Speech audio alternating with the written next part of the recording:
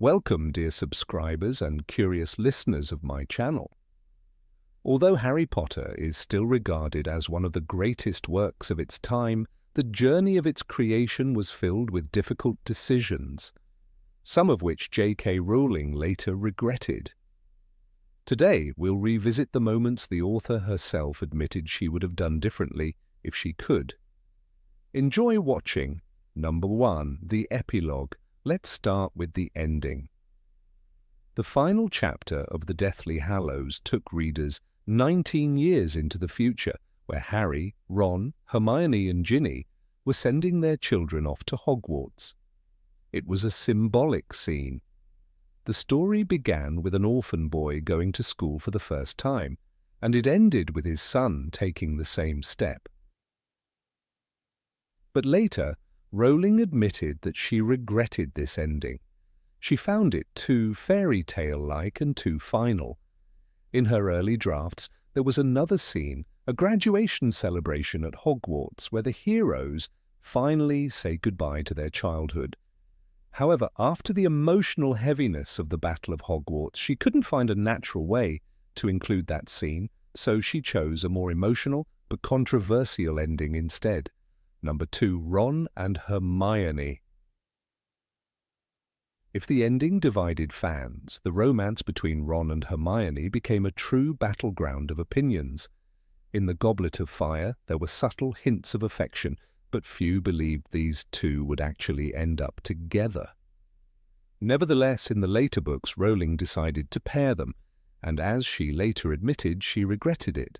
She confessed that Ron and Hermione's relationship doesn't feel convincing and would likely not have lasted long. Emma Watson, who played Hermione, agreed with her, while Rupert Grint even joked in 2018 that his character was probably living alone in a small flat, unemployed, with a beer in hand. Number 3. Severus Snape. Snape's death became one of the most tragic moments of the entire saga. During the final battle, he was killed by Nagini, Voldemort's loyal snake. The scene stirred immense emotion among readers, and Rowling later apologized to fans, admitting how difficult that decision had been for her. Some fans still believe that Snape could have survived, since, as a potions master, he might have had an antidote with him. This theory has lived on for years, while the character himself has become a symbol of sacrifice, love, and inner conflict. Number 4. Dobby.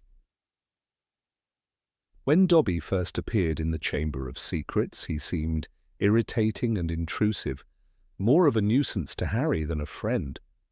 But as the story went on, the perception of him changed. He became a symbol of loyalty and self-sacrifice. Dobby saved Harry and his friends from Malfoy Manor, but paid for it with his life. Bellatrix's dagger struck him in the chest, and that scene became one of the most emotional in the entire series. Later, J.K. Rowling admitted that she regretted Dobby's death and apologized to fans. However, she added that from a storytelling perspective it was the right decision. Dobby's sacrifice showed that the war for Hogwarts was no child's game. Number 5. The Bulldogs. And now, a case where Rowling apologized not to fantasy fans, but to lovers of bulldogs. In The Prisoner of Azkaban, Aunt Marge owned ferocious bulldogs who chased Harry around the garden and looked like real monsters. But later, Rowling learned that real English bulldogs are actually friendly, affectionate, and incredibly gentle dogs. She admitted that she simply didn't know this, and publicly apologized to readers who owned such pets, promising not to create false stereotypes, even in magical worlds. Number 6. Fred Weasley's death. Fred Weasley's laughter was the sound of joy in a world at war. From the first time he and George filled Hogwarts with fireworks and pranks, they reminded everyone, including Harry, that courage could exist alongside humor. That's why his death during the Battle of Hogwarts felt like the world had gone silent. One moment he was joking with Percy, their long-estranged brother, finally reunited. Then came the explosion, and Fred's eyes stared without seeing, the ghost of his last laugh still etched upon his face. It was a single sentence, and it broke millions of hearts. J.K. Rowling later confessed that writing that line made her cry as much as any fan.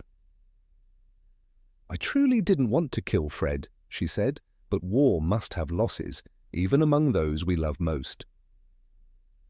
She explained that Fred's death symbolized the price of victory, the pain behind every act of bravery. Yet years later, she admitted her regret. "George without Fred felt wrong," she said softly. Like the joke was cut in half. For readers, that loss remains one of the cruelest, not just to death, but the end of laughter itself. Number 7, the Bathilda Bagshot scene. The visit to Godric's Hollow was meant to be a moment of quiet reflection, a return to the place where it all began. But what awaited Harry and Hermione there was horror. Inside the crumbling home of Bathilda Bagshot, the air was thick with decay and silence. Then Bathilda moved, wrong, jerky, unnatural. Her voice was a hiss, her body trembling. In the next heartbeat, the truth struck. The old historian was dead, her corpse possessed by Nagini. The snake's body burst from the old woman's neck as if it were her own skin. That image alone froze readers in terror.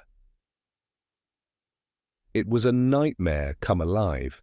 Harry was trapped, fighting for breath, as the serpent lunged again and again. Hermione's scream, the shattered mirror, the sudden burst of spellfire. The scene unfolded like something from a dark myth. Even seasoned readers felt the chill. For many, this was the moment when Harry Potter no longer felt like a story for children. The innocence of Hogwarts was long gone. In its place stood death, wearing a familiar face. Years later, J.K. Rowling admitted she may have gone too far. "I wanted to show real danger, to strip away the safety net," she said, "but I think I overdid it." The movie made it worse, the glistening fangs, the collapsing house, Harry's helpless eyes. Some fans confessed they had nightmares for weeks. Rowling apologized, calling the scene perhaps too grotesque for what came before. Yet, as many readers quietly agreed, it was also unforgettable, the moment when darkness truly claimed the wizarding world. Number 8. Colin Creevey's Fate. Colin Creevey was the boy who never stopped believing. From the moment he met Harry in the Chamber of Secrets, camera in hand and eyes wide with admiration, his enthusiasm was unstoppable.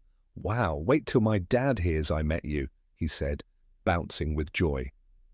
To many readers, Colin represented innocence, the pure, unshaken faith in heroes. Even when the world turned against Harry, Colin's loyalty never wavered. He snuck back into Hogwarts for the final battle, though he was underage and forbidden to fight. And yet when the dust settled, Colin was gone, and Harry said nothing. His small, lifeless body was carried out of the castle by Oliver Wood, and that was all. No thoughts, no memories, no grief. Rowling wrote, Colin Creevey was among the dead, his camera slung around his neck. The line was brief, almost whispered, but it cut deep.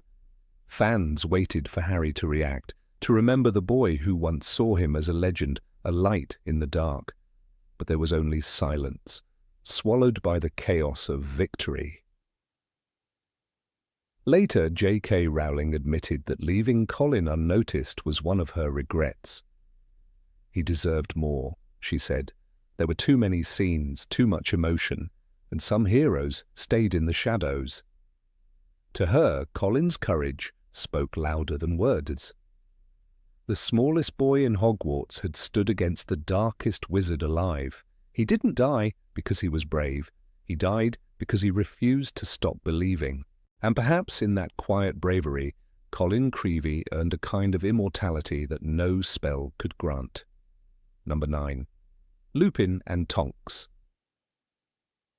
Remus, Lupin, and Nymphadora Tonks were proof that love could survive even in the darkest of times.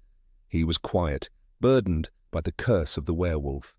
She was bold, with hair that changed color with her moods, a spark of joy in a world collapsing into war. Their love story began in whispers and doubts as Lupin tried to push her away. "I am too old for you, too poor, too dangerous," he told her. But Tonks only smiled, her hair turning bright pink, and answered, "I don't care."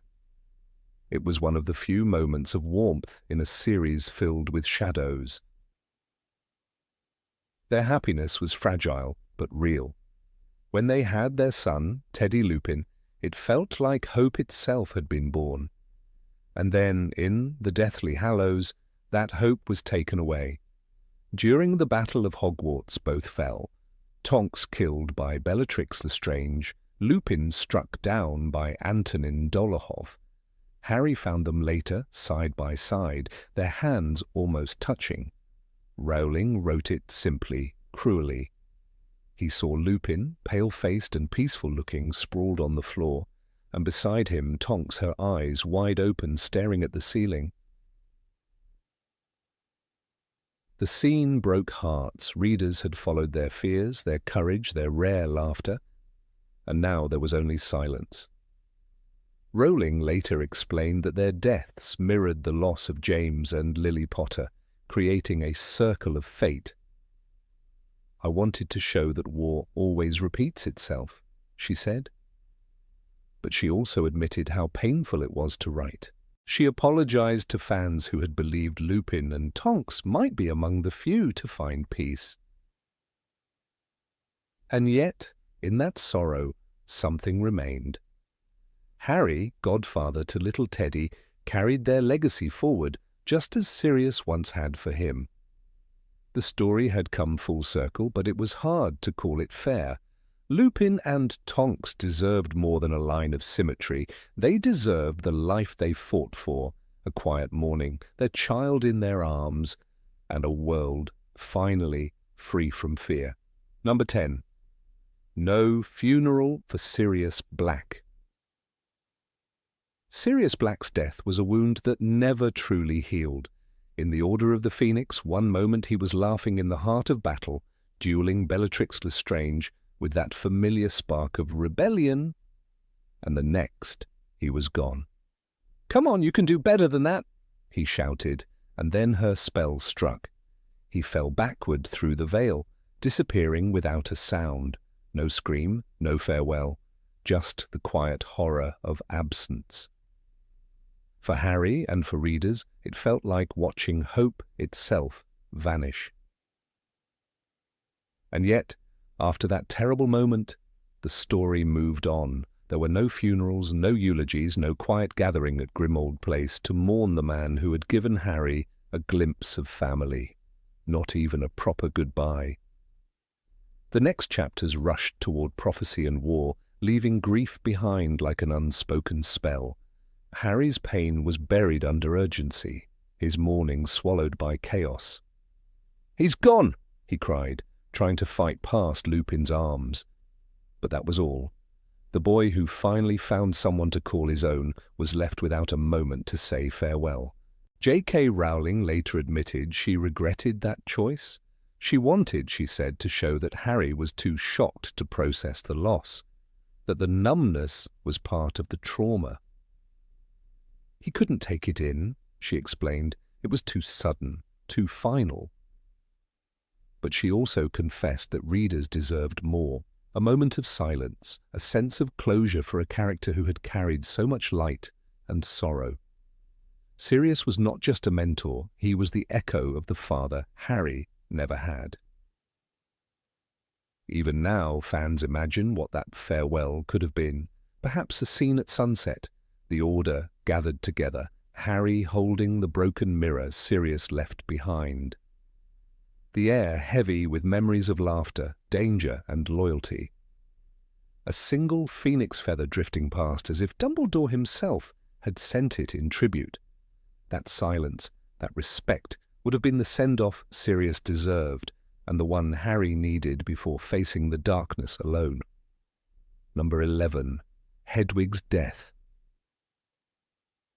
Hedwig was never just a pet. From the moment Hagrid handed the snowy owl to 11-year-old Harry in the Sorcerer's Stone, she became his first true friend. She carried not only letters but comfort, silent, loyal, and untamed. Every flutter of her wings reminded him that he belonged to another world, one far brighter than the cupboard under the stairs. When she hooted softly in the corner of his room, readers could almost hear a heartbeat, the sound of his fragile, new-found freedom. That is why her death hit like a curse. On the very first pages of the Deathly Hallows, as the Order of the Phoenix raced through the night sky, a flash of green light struck. "Hedwig! Hedwig!" Harry cried, but she fell still in her cage, her wings limp, her eyes closed forever. The chaos of the battle swallowed her, but for many readers, time stopped right there. Rowling tore away the last pure piece of Harry's childhood, and the silence that followed was heavier than any spell. Later, J.K. Rowling explained that she had done it deliberately. Hedwig's death, she said, symbolized the end of innocence, the end of Harry's childhood. From that moment on, there were no safe letters, no comforting nights at Hogwarts, no gentle hoots from the windowsill. It was the start of a harsher world, one where even symbols of love could fall. Yet years later, Rowling admitted with a sigh, "Yes, I killed the owl, forgive me."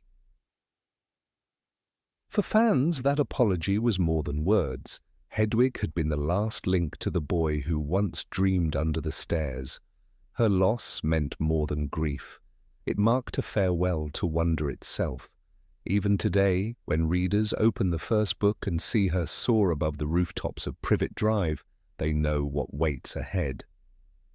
The bird that once brought messages of hope became, in the end, the messenger of growing up. Number 12. The abandoned story of the Marauders. The story of the Marauders, James Potter, Sirius Black, Remus Lupin, and Peter Pettigrew, has always fascinated readers. They were not just mischievous students, they were brothers bound by loyalty, rebellion, and secrets. We know only fragments. Their friendship began at Hogwarts, where they discovered that Lupin was a werewolf. Instead of abandoning him, the others learned to become animagi, wizards who could transform into animals, so he would never suffer alone during his transformations. It was this act of friendship that created their unbreakable bond.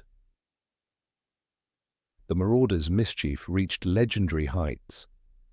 Together they created the Marauders' Map, that enchanted parchment that revealed every corner of Hogwarts and the footsteps of those inside.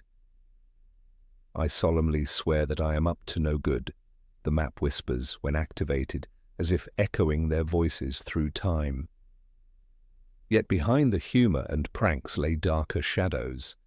Outside the castle walls, the wizarding world was sinking into war, and even their laughter couldn't hide the fear that waited for them after graduation. J.K. Rowling gave us glimpses of their lives, Sirius's tragic fall from grace, Lupin's loneliness, and the ultimate betrayal by Pettigrew that led to James and Lily's deaths. But readers always wanted more. How did Sirius and James become the school's golden duo? What made Peter turn against them? How did Remus live with the burden of his secret among his friends? These unanswered questions left a deep hunger for a story that was never fully told. Rowling herself admitted it was a missed opportunity. In an interview she said, "If I'd had more time, I would have written a separate book about them." Fans still dream of that prequel, a tale of friendship, pride, and tragedy set in the dimly lit corridors of Hogwarts long before Harry Potter was born. The Marauders remain ghosts of a past we only glimpse through others' memories. Brilliant, flawed, and forever young. Number 13. Percy Weasley's Redemption Arc. Percy Weasley was never meant to be a villain. He was, from the very beginning, a reflection of human ambition. Awkward, proud, and desperate to prove himself in a family where laughter seemed louder than achievement. Yet in the grand tapestry of the Harry Potter saga, Percy's story became a background thread overshadowed by the brighter, braver colours of his siblings. His fall from grace and later redemption were both so swift that readers barely had time to feel the pain that should have accompanied them. J.K. Rowling herself would later admit that she regretted how little attention she paid to Percy's emotional journey, calling it one of the moments she wished she had written differently. Percy's ambition was never inherently wrong. When he first appeared in Harry Potter and the Philosopher's Stone, he was the image of a diligent prefect, straight-backed and pompous, but also eager to impress. His siblings mocked him endlessly, but beneath their teasing lay a truth. Percy's identity revolved around recognition. "I'm a prefect," he reminded them, perhaps too often, because in a family of 7 children, he needed to shout to be heard. His hunger for order and respect was the armor he wore against the chaos of being a Weasley. That desire for validation became his downfall. By the time of Harry Potter and the Order of the Phoenix, Percy's loyalty had shifted from his family to the Ministry of Magic. Convinced that power and discipline equaled truth, he sided with Cornelius Fudge and publicly denounced his father. The letter he sent to Ron remains one of the coldest moments in the series. "Your loyalty is misplaced, Ron. I pity you." It was not simply a son rejecting his parents. It was a man convinced that his values were superior to love itself. Rowling captured in that moment how ambition, when left unchecked, can rot into arrogance. Fans hated Percy for it. He became a symbol of betrayal, the Weasley who turned his back on everything the family represented. But hidden beneath that harshness was a tragic figure. Percy was not cruel by nature, he was frightened. The rise of Voldemort and the chaos surrounding Dumbledore's warnings terrified him. Aligning with the Ministry offered him stability in a collapsing world. He chose the institution that promised certainty, even if it meant denying the people who had given him life. Rowling could have turned this into a heartbreaking exploration of fear and pride, but the story moved too fast, leaving Percy's motives as little more than arrogance on paper. When the truth about Voldemort's return became undeniable, Percy's silence stretched painfully long. His family, especially Molly Weasley, never stopped hoping he would come home. The scene where Molly sends Christmas presents to Percy, only for them to be returned unopened, is one of quiet devastation. It showed the love of a mother who refused to give up, even when her son's pride seemed unbreakable. For readers, it was a wound that never healed. When Percy finally reappeared at the Battle of Hogwarts, his return felt abrupt, like a missing page had been torn out of his story. Rowling later confessed that she had little room to expand Percy's arc during the war. The pace of the final books demanded momentum, and side stories had to be sacrificed. But Percy's redemption came in a single page of reconciliation, a brief conversation with his family before joining them on the battlefield. "Let's finish this together," he cried as he fought alongside Fred. It was powerful, yes, but fleeting. Readers barely had time to process his repentance before the tragedy struck. The death of Fred Weasley, the brother who had mocked him most, and the one whose laughter he would never hear again. That moment could have been the emotional climax of Percy's entire journey. Instead, it became a passing note in a symphony of chaos. The scene of Fred's death, brief as it was, carried immense potential. Rowling wrote, Percy was shaking his brother and Ron was kneeling beside them. In that single image, 1,000 unwritten pages seemed to flicker, the years of distance, the pride, the tears that were never shed. Percy, who had spent so long believing in the power of order, was suddenly broken by the raw disorder of loss. Rowling would later express regret that she had not lingered longer on that moment. It was, she admitted, one of the few times she wished she had slowed the story down. For Percy, that scene was not just grief, it was penance. To hold his dead brother after years of silence was the cruelest form of forgiveness. The readers deserved to see him crumble, to feel the weight of guilt that must have consumed him. But the war rushed forward, and Percy's transformation was lost in the noise of victory. In many ways, Percy's story mirrors the dangers of neglect in fiction and in life. He was a character who represented the grey space between good and evil, the man who thought following rules would make him righteous.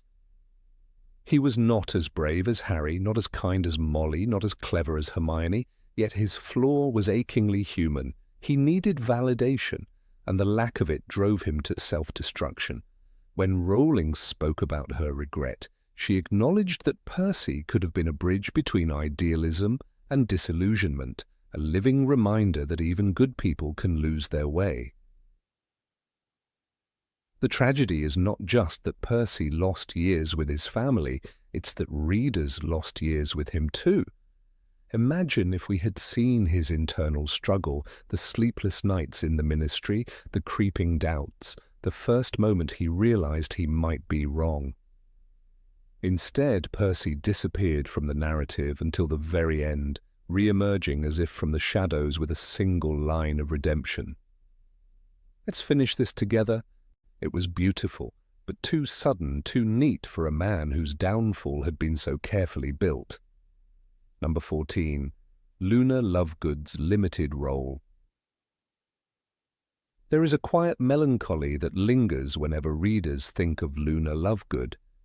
In the enchanted chaos of Hogwarts, where every corridor echoed with laughter, rivalry, and danger, Luna walked like a dreamer from another world. Calm, detached, yet filled with a rare kind of kindness. She was never the center of attention, nor did she seem to crave it. But when she appeared, she brought with her something that transcended magic itself. A reminder that goodness could be gentle, that courage could be soft-spoken, and that truth could live in the strangest hearts. And yet, as the saga of Harry Potter reached its climax, Luna's voice faded into the background, and J.K. Rowling herself later confessed she regretted that silence. When Luna first entered the story in Harry Potter and the Order of the Phoenix, she was more than just a new character. She was a revelation. Described with her long, dirty blonde hair and protuberant eyes, she seemed almost ethereal, a presence half in this world and half somewhere far away. Students at Hogwarts mocked her, calling her Loony Lovegood, but Luna's quiet resilience became one of the most powerful examples of inner strength in the entire series. She saw thestrals, the skeletal winged horses visible only to those who had seen death, and that made her one of the few who could truly understand Harry's pain. It was Luna who told him, with disarming sincerity, "You're not mad, Harry. I can see them too." In that simple confession, she became the first person to give him comfort after Sirius's death without judgment or pity. As the battle between good and evil escalated, Luna's peculiar wisdom turned into something vital. When everyone else doubted, she believed, she spoke of hope when others were paralyzed by fear. During Dumbledore's army meetings, her faith in Harry was absolute. She told the group, "I think we'll be able to do it. I mean, to really fight them if we have to." Her words carried no grandeur, no heroic tone, yet they pierced through despair like sunlight in fog. Readers found in Luna a reflection of purity untouched by cynicism. She was not fearless, but she was honest. And in the world of Hogwarts, that was a kind of magic, stronger than spells. However, as the final books unfolded, fans began to notice something unsettling. In Half-Blood Prince, Luna's presence dimmed. Her moments were precious but brief. The delightful commentary at Slughorn's party, her gentle loyalty during Dumbledore's funeral. Yet she stood on the sidelines, as if the story no longer knew what to do with her. And when Deathly Hallows arrived, her role felt quieter still. While she was imprisoned in the dungeons of Malfoy Manor, readers learned that her eccentric courage had not faded. "We're all still alive," she whispered to Harry when he was thrown into captivity beside her. Even in chains, Luna remained the voice of calm, the keeper of hope. But soon after that harrowing scene, she seemed to vanish from the heart of the narrative, reappearing only briefly at the Battle of Hogwarts. It was there, during the final fight, that Luna reminded readers who she truly was. She was the one who shouted to Harry, "You listen to me, Harry Potter! You listen to me right now!" Her cry cut through the chaos, grounding him in the moment when he most needed courage. It was Luna, not Hermione or Ron, who helped him find the Ravenclaw diadem, the last Horcrux before Voldemort's downfall. And yet even in that victory her light was brief. The story moved past her as if she were a comet flashing across the night sky, bright, unforgettable, and gone too soon. After the war, Luna Lovegood all but disappeared. In Rowling's epilogue, we learn of the futures of Harry, Hermione, Ron, and even Neville. But Luna's fate was reduced to a few sentences in interviews and companion texts. Rowling later revealed that Luna became a magi zoologist and married Rolf Scamander, the grandson of Newt Scamander, the famous author of Fantastic Beasts and Where to Find Them. They had twin sons, Lorcan and Lysander. Yet this summary felt oddly detached, as if Luna had stepped off the page into a fog of unfinished dreams. Readers longed to know more, how she healed after the war, whether she ever returned to Hogwarts, and whether her sense of wonder survived the world's brutality. Years later, in an interview, Rowling admitted that she wished she had given Luna more space in the story. "If I were writing everything again," she said, "I'd give Luna more of a voice." Her perspective was unlike anyone else's. She saw truth in places others ignored. It was an apology that resonated deeply with fans. Luna, after all, had come to represent something far greater than her peculiarities. She was the embodiment of the misunderstood, the lonely, the dreamers who never quite fit the world around them. For readers who felt unseen, Luna was their reflection in the mirror of magic, and to know that even her creator had silenced her too early felt bitter-sweet. In Harry Potter and the Cursed Child, Luna's name appears almost as an afterthought. The play focuses on the next generation, Albus Potter, Scorpius Malfoy, and the shadows of their fathers, and Luna, one of the most unique voices of the original saga, is reduced to a passing mention. Fans hoped for a glimpse of her as an older woman, wise and still whimsical, perhaps guiding a new era of wizards. But she never appears on stage, and her absence is striking. It feels as though her story was locked away in one of those dusty trunks in the Room of Requirement, waiting to be reopened. Number 15, Draco Malfoy's abrupt ending. In the world of Harry Potter, few characters have experienced as misunderstood a journey as Draco Malfoy. Introduced in The Sorcerer's Stone as the arrogant heir of an ancient pure-blood family, Draco embodied everything readers were meant to dislike about Slytherin House. He was smug, cruel, and privileged, the mirror opposite of Harry. the orphan boy who had nothing yet chose goodness. For years, Draco remained the sneering rival, the spoiled antagonist who mocked Hermione's heritage and cheered for Voldemort's rise. But by the time readers reached the Half-Blood Prince, something began to change. Beneath the polished arrogance, cracks appeared. Draco's story, once one-dimensional, began to tremble with quiet tragedy. In The Half-Blood Prince, Rowling painted Draco not as a villain, but as a boy crushed by expectations. He had a pale, pointed face and his eyes were red-rimmed, the book describes as Harry spies on him in the bathroom, realizing that the once proud Malfoy was crying. That image, Draco Malfoy, alone and terrified, shattered years of assumptions. For the first time, he wasn't plotting in arrogance, but drowning in fear. He had been tasked by Voldemort himself to murder Albus Dumbledore, a task beyond his strength or desire. This wasn't the triumph of a pure-blood ideal, it was a punishment. Voldemort didn't trust Lucius Malfoy anymore, and Draco was paying the price for his father's failure. Every step he took toward completing his mission felt like a step toward self-destruction. Rowling later admitted that Draco's transformation was one of the most emotionally complex threads she ever wrote. His cruelty had always been learned, a reflection of Lucius's influence and Narcissa's fear of losing status. The world he had been raised in didn't allow softness or doubt, yet the Half-Blood Prince forced him to face both.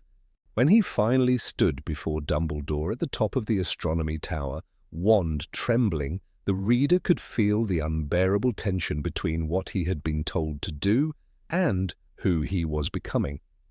Dumbledore's calm words, "You are not a killer, Draco," rang like prophecy. Draco's silence, his inability to strike, revealed everything. That moment should have marked the beginning of his redemption. Rowling built the perfect foundation for it. Dumbledore offered Draco a path out, promising to protect him and his family.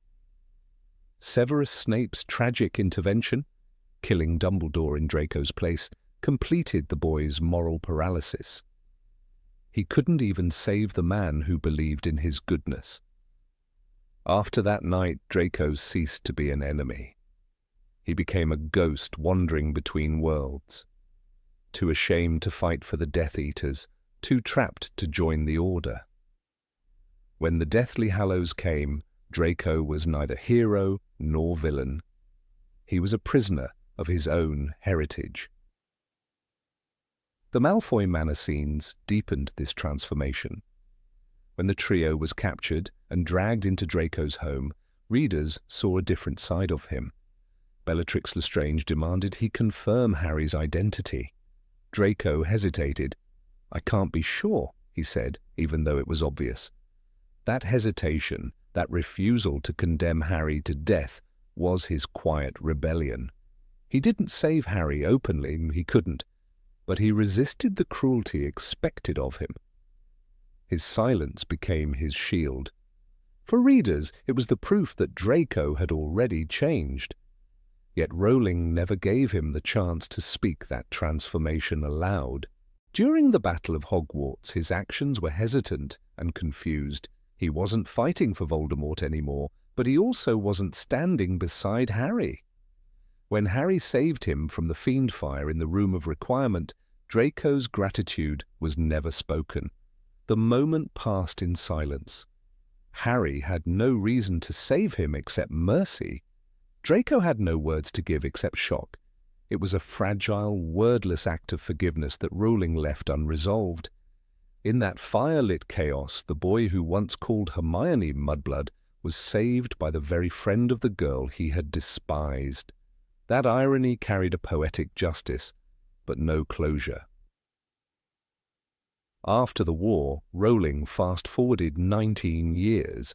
In the epilogue, Draco appeared briefly on platform 9 3/4. He was alive, older, standing with his wife Astoria and their son Scorpius. His pale face still carried the same sharp features, but his demeanor was subdued. He didn't sneer, didn't mock, didn't speak at all. He simply nodded at Harry across the platform. That silent gesture was meant to symbolize peace, but for many fans it felt empty. Where was the conversation, the reckoning, the moment of true forgiveness? Draco's transformation, so delicately built, ended not with redemption but with ellipsis. Rowling later acknowledged that she regretted not giving Draco a fuller resolution.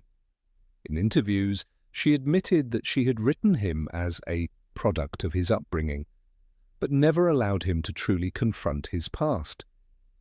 She even said, "I think Draco deserved more. He was never truly evil, just misguided." Fans agreed. They had seen his humanity, his fear, his small acts of courage. They wanted a scene, even a single page, where he confessed regret, apologized to Hermione or to Harry, and faced what he had done. Instead, his story faded into quiet anonymity. His redemption existed only between the lines. That absence created a curious ache in readers. Draco had been one of the most vividly human characters by the end. Unlike Voldemort, who represented pure evil, Draco embodied the tragedy of indoctrination. He wasn't born cruel, he was taught cruelty. When that belief system collapsed, so did he. In many ways, his story mirrored that of countless people who must unlearn the prejudices inherited from family or society. Rowling's decision to leave that arc incomplete left a void, a lesson unfinished. It was as if the door to forgiveness had been cracked open but never entered. Number 16. The Disappearance of Cho Chang.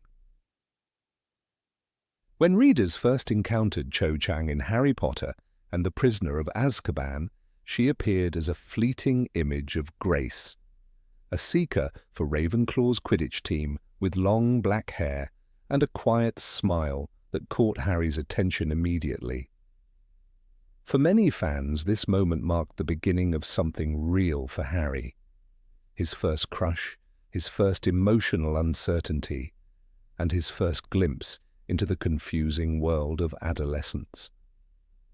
The books had grown darker, and so had Harry, yet in Cho's presence there was lightness, an innocence that connected to the ordinary teenage experiences hidden beneath the extraordinary war against Voldemort. That fragile thread, however, was destined to unravel too quickly. In The Goblet of Fire, Rowling painted their relationship with all the awkward charm and pain of a young love that never quite fits. Harry's attempt to ask Cho to the Yule Ball became one of the series' most memorable moments of human vulnerability.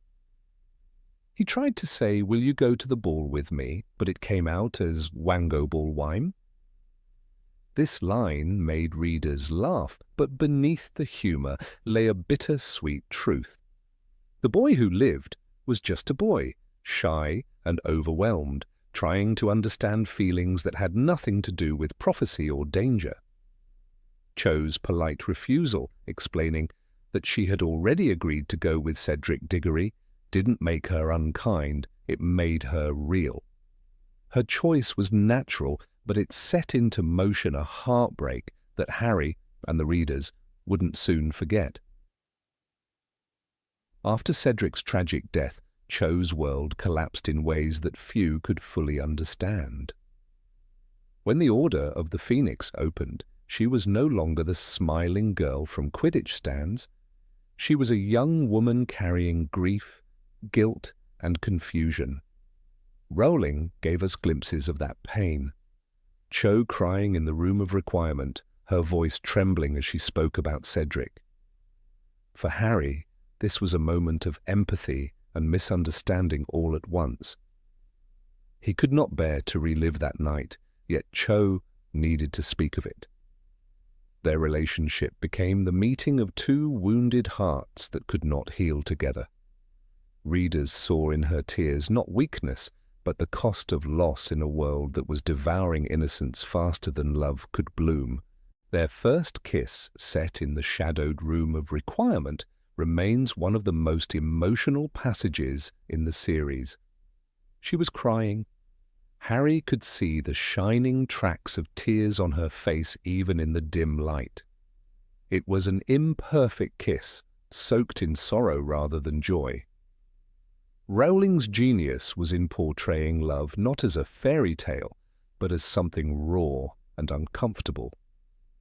Cho kissed Harry not because she was ready to move on, but because she was drowning in memory.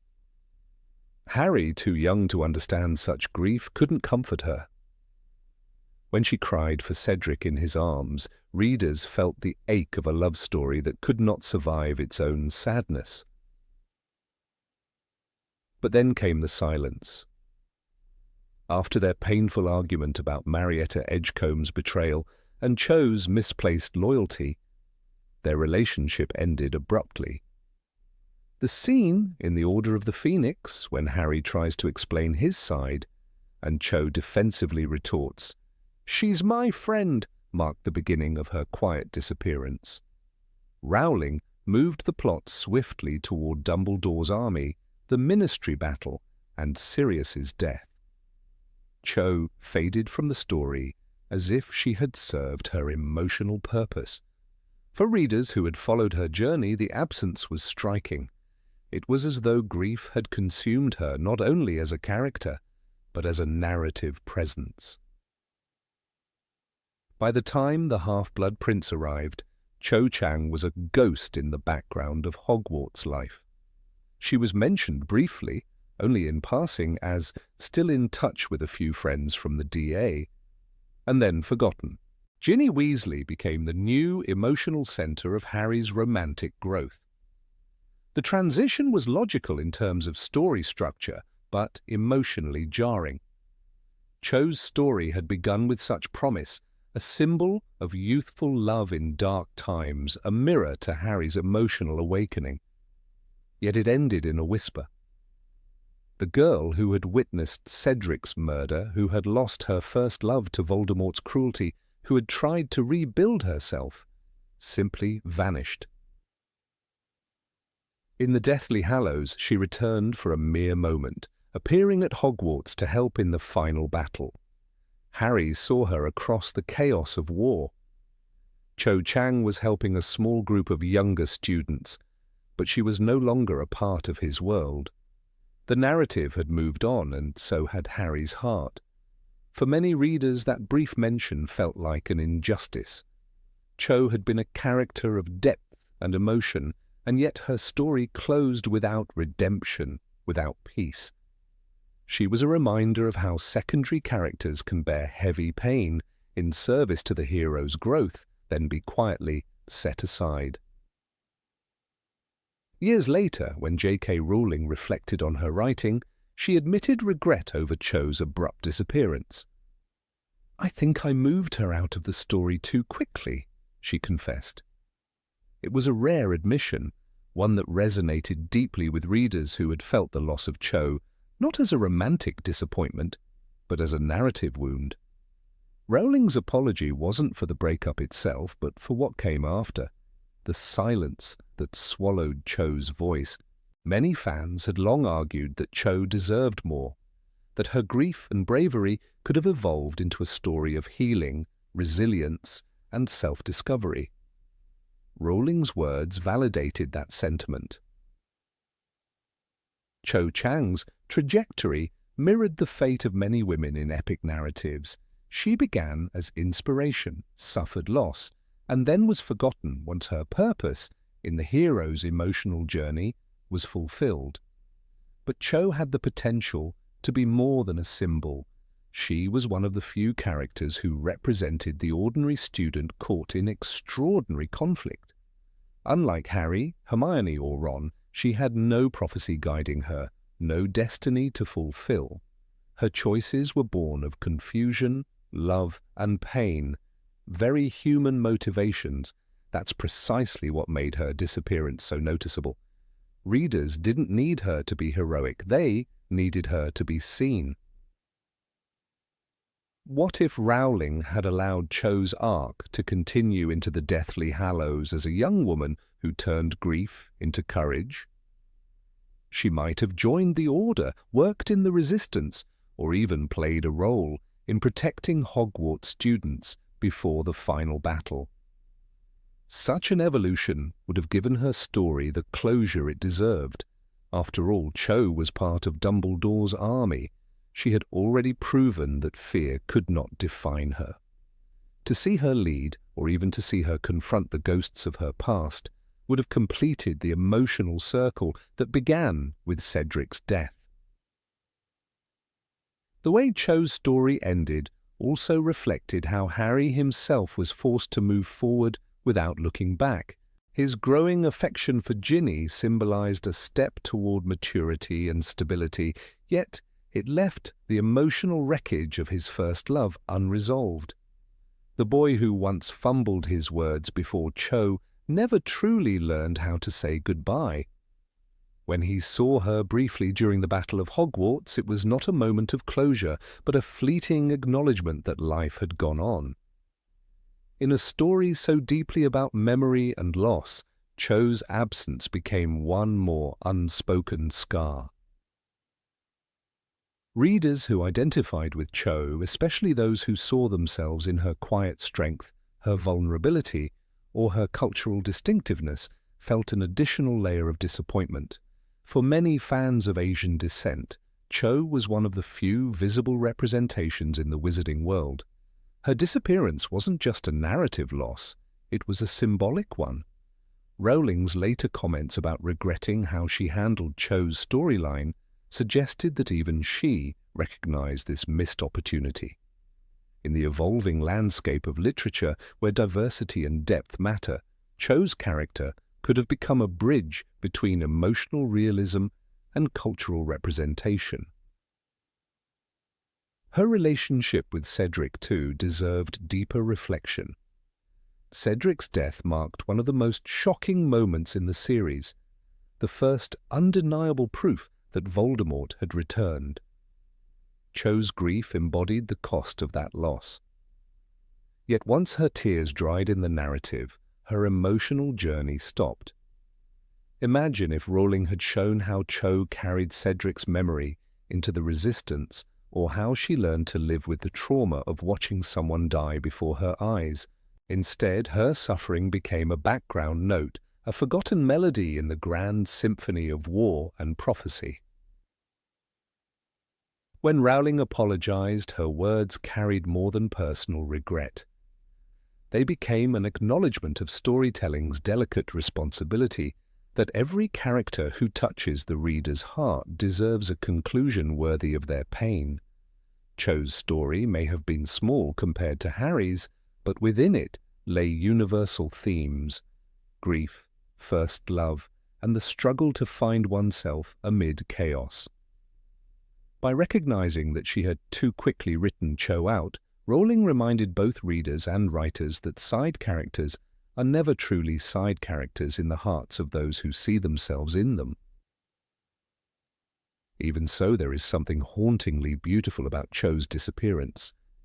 In the way she vanishes from the spotlight, she becomes a symbol of all those ordinary people who loved, suffered, and fought quietly while the legends took shape. She represents the students who never became heroes, the mourners who never found peace, the hearts that broke in silence while the world celebrated victory.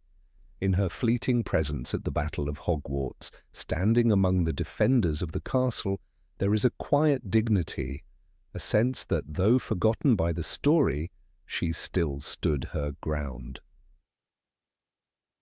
Perhaps that is why readers still talk about her. Cho Chang, though briefly written, remains unforgettable because she captures something essential about the Harry Potter world, that courage is not always loud and love does not always last, but both leave marks that time cannot erase. When Rowling expressed her regret, fans understood, not as an apology for storytelling choices, but as a recognition of emotional truth. Cho's story ended too soon, Yet her absence continues to echo through the halls of Hogwarts, a reminder of the girl who once flew with grace across the Quidditch field, carrying the weight of memory and the fragility of first love. Number 17, lack of equal focus on all houses. It began with a hat and 4 ancient founders, each believing that courage, cunning, wisdom, and loyalty would shape the world of magic. Yet as readers turned the first pages of Harry Potter and the Sorcerer's Stone, it quickly became evident which of these virtues would shine brightest. Gryffindor was not simply a house, it was the heart of the story. The scarlet and gold colours of bravery burned so brightly that every other hue faded into shadow. Slytherin stood across as the rival, brooding and ambitious, a necessary antagonist to Gryffindor's radiant nobility.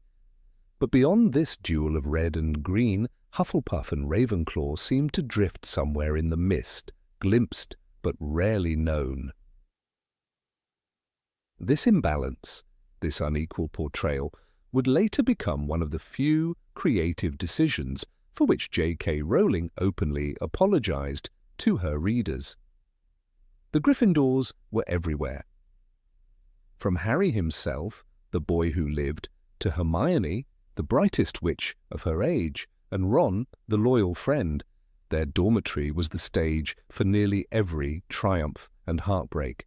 Even minor characters like Neville Longbottom and Ginny Weasley were given moments of courage that turned them into symbols of growth and redemption. When the Sorting Hat cried out, "Gryffindor," in that first Great Hall scene, readers were conditioned to believe it was the ultimate honor. Courage was rewarded not only in words but in narrative weight. The very story bent itself toward the lion's roar. By contrast, Slytherin became the serpent underfoot. Every time a hiss echoed through the halls, it seemed to come from the dungeons. Draco Malfoy, with his drawling insults and cold grey eyes, embodied everything Gryffindor was not. He was arrogant, elitist, and cruel, or so the books encouraged us to believe. Even Professor Snape, one of the saga's most complex characters, was shrouded in suspicion until the very end. When the Sorting Hat declared in the first book, "Perhaps in Slytherin you'll make your real friends," it was not an invitation but a warning. Slytherin became shorthand for danger, ambition without conscience, intelligence without warmth. Only much later did Rowling admit that this portrayal was unfairly one-dimensional. She once reflected in an interview that she did not anticipate how deeply readers would identify with their houses. Fans who found themselves drawn to Hufflepuff's quiet loyalty or Ravenclaw's intellect often felt excluded from the spotlight. Hufflepuff, in particular, became the butt of jokes, a haven for those who were left over. Yet, as Rowling later confessed, I underestimated how important that sense of belonging would become.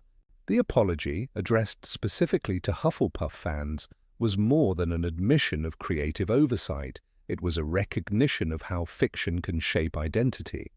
For millions who had proudly declared themselves Hufflepuffs, being invisible in their own beloved world felt like a quiet heartbreak. The most telling example of this imbalance comes from Harry Potter and the Goblet of Fire.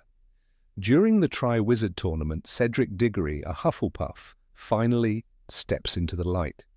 Tall, handsome, and fair-minded, Cedric represents the virtues that the series had long ignored.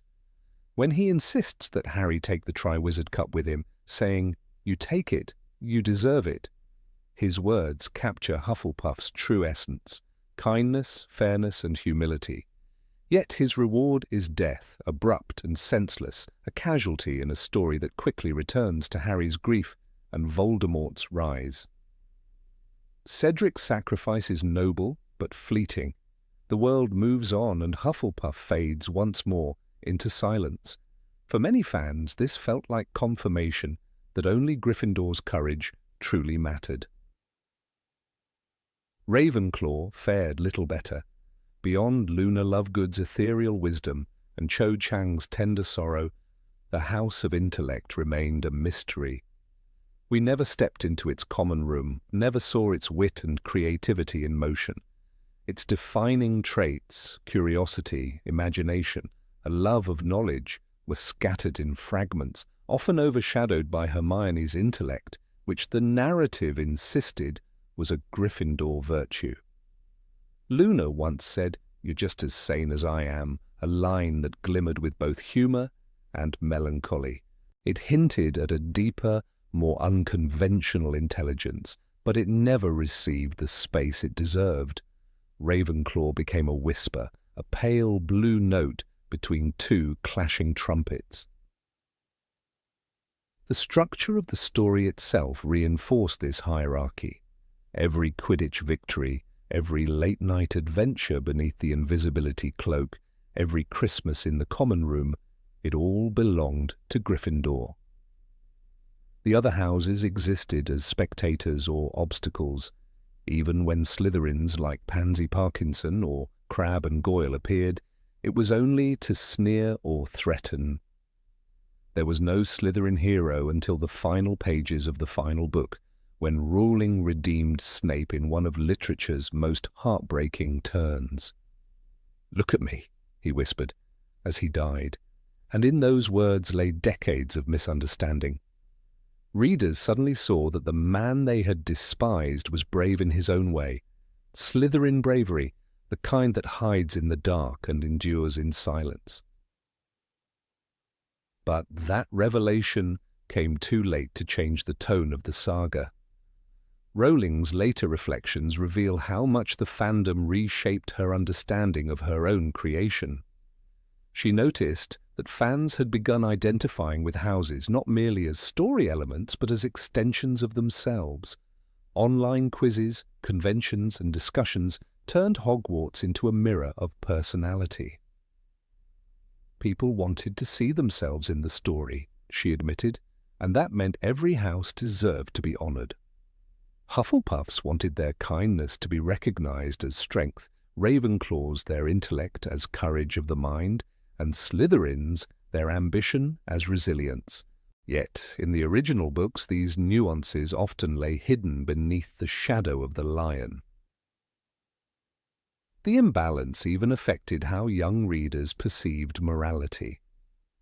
To be good was to be a Gryffindor, to be dangerous was to be a Slytherin.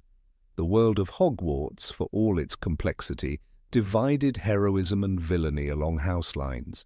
This subtle moral coding was powerful. When first-time readers encountered the line, "There's not a single witch or wizard who went bad who wasn't in Slytherin," spoken by Hagrid, they accepted it as truth.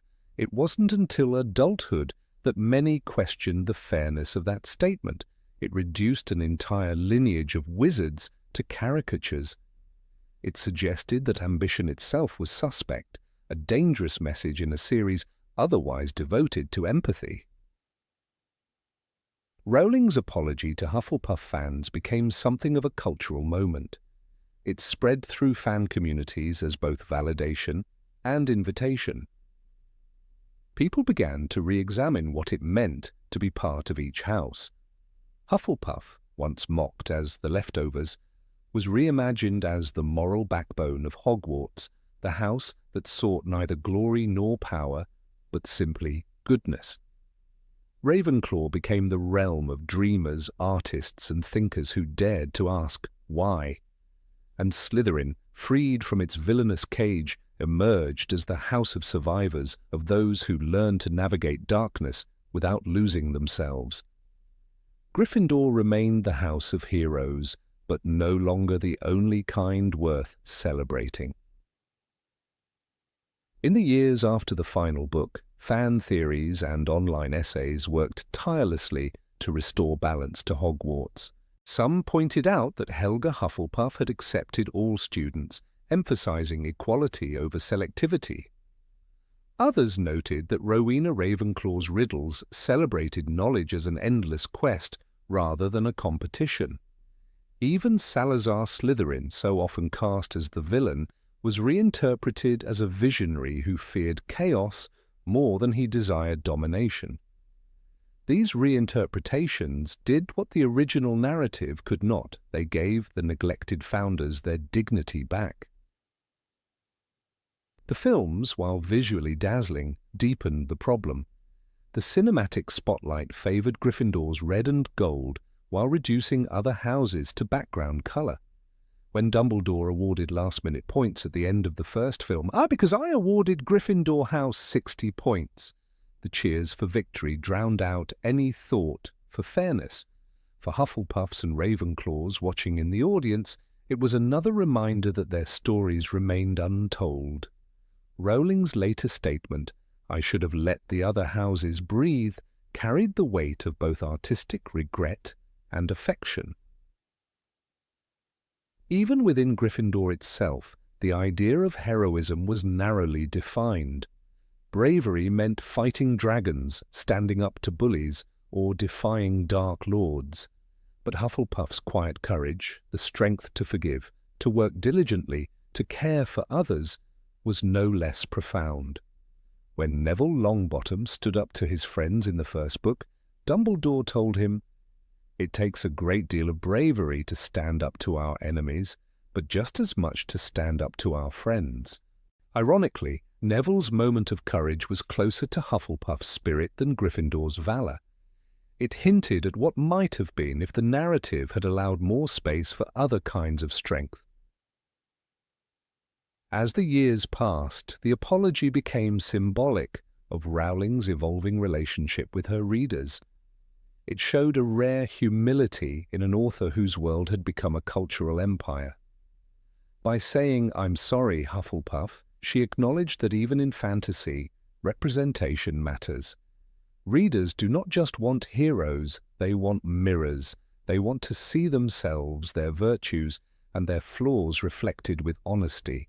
And perhaps that is the truest legacy of Hogwarts, not that courage belongs to one house, but that all houses together make the school whole. Today, when fans wear their house scarves at conventions or post quizzes declaring "Proud Hufflepuff" or "Clever Ravenclaw," they reclaim what was once overlooked. They write the missing chapters in their imaginations. They celebrate Luna's odd wisdom, Cedric's fairness, Tonks's kindness, and even Snape's tortured loyalty. The apology has become less about what was wrong and more about what readers have made right. Through their love and reinterpretation, they restored balance to a world that once favored lions above all others. And perhaps that is the most magical thing of all, that the readers, like the students of Hogwarts, grew wiser than their own story. Number 18, Peter Pettigrew's death. When Peter Pettigrew appeared for the first time as the trembling, frightened rat man in Harry Potter and the prisoner of Azkaban, no one could have imagined that this pitiful figure once belonged to the same circle as James Potter, Sirius Black, and Remus Lupin, men of courage, loyalty, and strength. Pettigrew's cowardice defined him from the beginning. Yet hidden beneath the layers of fear was a man whose final moment in the Deathly Hallows offered a fleeting glimpse of humanity, so fleeting that even J.K. Rowling later admitted she wished she had allowed it to breathe longer. The story of Pettigrew is one of betrayal and servitude. Once a trusted friend of James and Lily Potter, he became the ultimate traitor, revealing their hiding place to Lord Voldemort. That single act destroyed a family and set the course for the entire saga. In Rowling's moral universe, where choices define the soul, Pettigrew's decision branded him as irredeemable. Yet, like all her characters, he was more than a villain. His cowardice was rooted in fear, not malice. He chose survival over honor, servitude over death. When we see him again years later, kneeling at Voldemort's feet, his life is already an act of punishment, a chain of fear that he forged himself. His moment of truth arrives in the dungeons of Malfoy Manor when he is ordered to check on the prisoners, Harry, Ron, and Hermione. Harry, bound and desperate, pleads with him to remember that once he had spared his life. This moment directly ties back to the Prisoner of Azkaban, when Harry had stopped Sirius and Lupin from killing Pettigrew, declaring, "I don't think my father would have wanted his best friends to become killers." Pettigrew's life was a debt that hung in the air for years, a promise waiting for its repayment. And when that moment finally comes, Rowling gives it to us, and then takes it away in a blink. In the Deathly Hallows, the narration tells us that Pettigrew hesitated. He raised his silver hand, the one Voldemort had given him as a reward for his loyalty, to strangle Harry. Yet something flickered across his face, a memory, a heartbeat of doubt. His own silver fingers were moving toward his throat, Rowling writes. The metal hand was moving of its own accord. It is a chilling line because in it lies both judgment and mercy. Pettigrew's hand, the very gift from his master, turns against him. The magic Voldemort placed in that hand senses his hesitation, the weakness of compassion, and punishes it instantly. The silver fingers close, and in a matter of seconds, Peter Pettigrew is dead. Readers blinked, turned the page, and the moment was gone. There was no reflection, no lingering sadness, no true redemption. The man who had started one of the darkest chains of events in wizarding history died almost accidentally, as if erased by narrative justice. Rowling later said in an interview that she regretted how swiftly it ended. "I should have given him more of a moment," she confessed. "I think there was more to explore in that small act of mercy." Indeed, it is easy to imagine what that scene might have been. Pettigrew, kneeling in the half-darkness, looking into the eyes of the boy whose parents he betrayed, seeing James's face in Harry's features, could have found a fragment of the man he once was. Rowling's world is full of complex redemption, Severus Snape's sacrifice, Regulus Black's secret rebellion, even Draco Malfoy's moral hesitation. Pettigrew's story could have joined them, adding a layer of tragic ambiguity. Instead, he dies as he lived, terrified, trapped between fear and conscience. That perhaps is what makes his death so haunting. When Voldemort's silver hand tightens around his neck, it feels like a physical manifestation of his lifelong weakness. He is killed not by an enemy, but by the consequence of his own choices, by the very loyalty that he once thought would save him. The magic that destroyed him was an echo of his servitude, a symbol that loyalty born of fear can never protect, only consume. Rowling's brief description, the metal hand was moving of its own accord, transforms the death into a punishment beyond human control, a sentence passed by fate itself. For a reader, it is both satisfying and unsatisfying. Pettigrew gets what he deserves, but not what he needs. His death closes a moral circle, yet denies emotional closure. It leaves us asking whether he might have been capable of change. Rowling's later reflection suggests that she too felt the lost potential. In her narrative, redemption is rarely denied to those who seek it. Snape, Dumbledore, even Creature, the house elf, are given a chance to act out of love or remorse. Pettigrew's mercy lasts only a second, yet that second carries enormous weight. It is the heartbeat of a man who, for the first time in decades, does something not out of fear, but out of memory and guilt. The contrast with Severus Snape is striking. Both men lived double lives, both served Voldemort, both carried unbearable guilt. But Snape's story is drawn with tragic grandeur. His final moments are filled with revelation, emotion, and meaning. He dies with Harry beside him, with his tears forming the last truth he leaves behind. Pettigrew's death, by contrast, is silent. No one mourns him. His body lies forgotten, a casualty of narrative economy. Rowling's later admission, could be that she wished to deepen his ending, feels like a recognition of that silence. There is also an irony in the way Pettigrew's fate mirrors his own betrayal. Years earlier, he gave Voldemort the Potter's hiding place out of fear of death. Now, in a moment of mercy, he defies Voldemort's command and dies for it. The symmetry is almost poetic. The man who once killed for survival now dies for compassion. But because the scene is so brief, the moral resonance fades before it can take root. Rowling's regret, then, is not about his death itself, but about its presentation. A few more sentences, a moment of inner thought, could have shown us the tiny spark of humanity that Voldemort's cruelty had never quite extinguished. The storytelling principle at work here is one Rowling often used, that choices, not abilities, define who we are. Dumbledore tells Harry this early in the series, and Pettigrew's story is the dark reflection of that truth. His choices are small, cowardly, and self-serving. Yet his final act, choosing not to kill, is an echo of the moral courage he once lacked.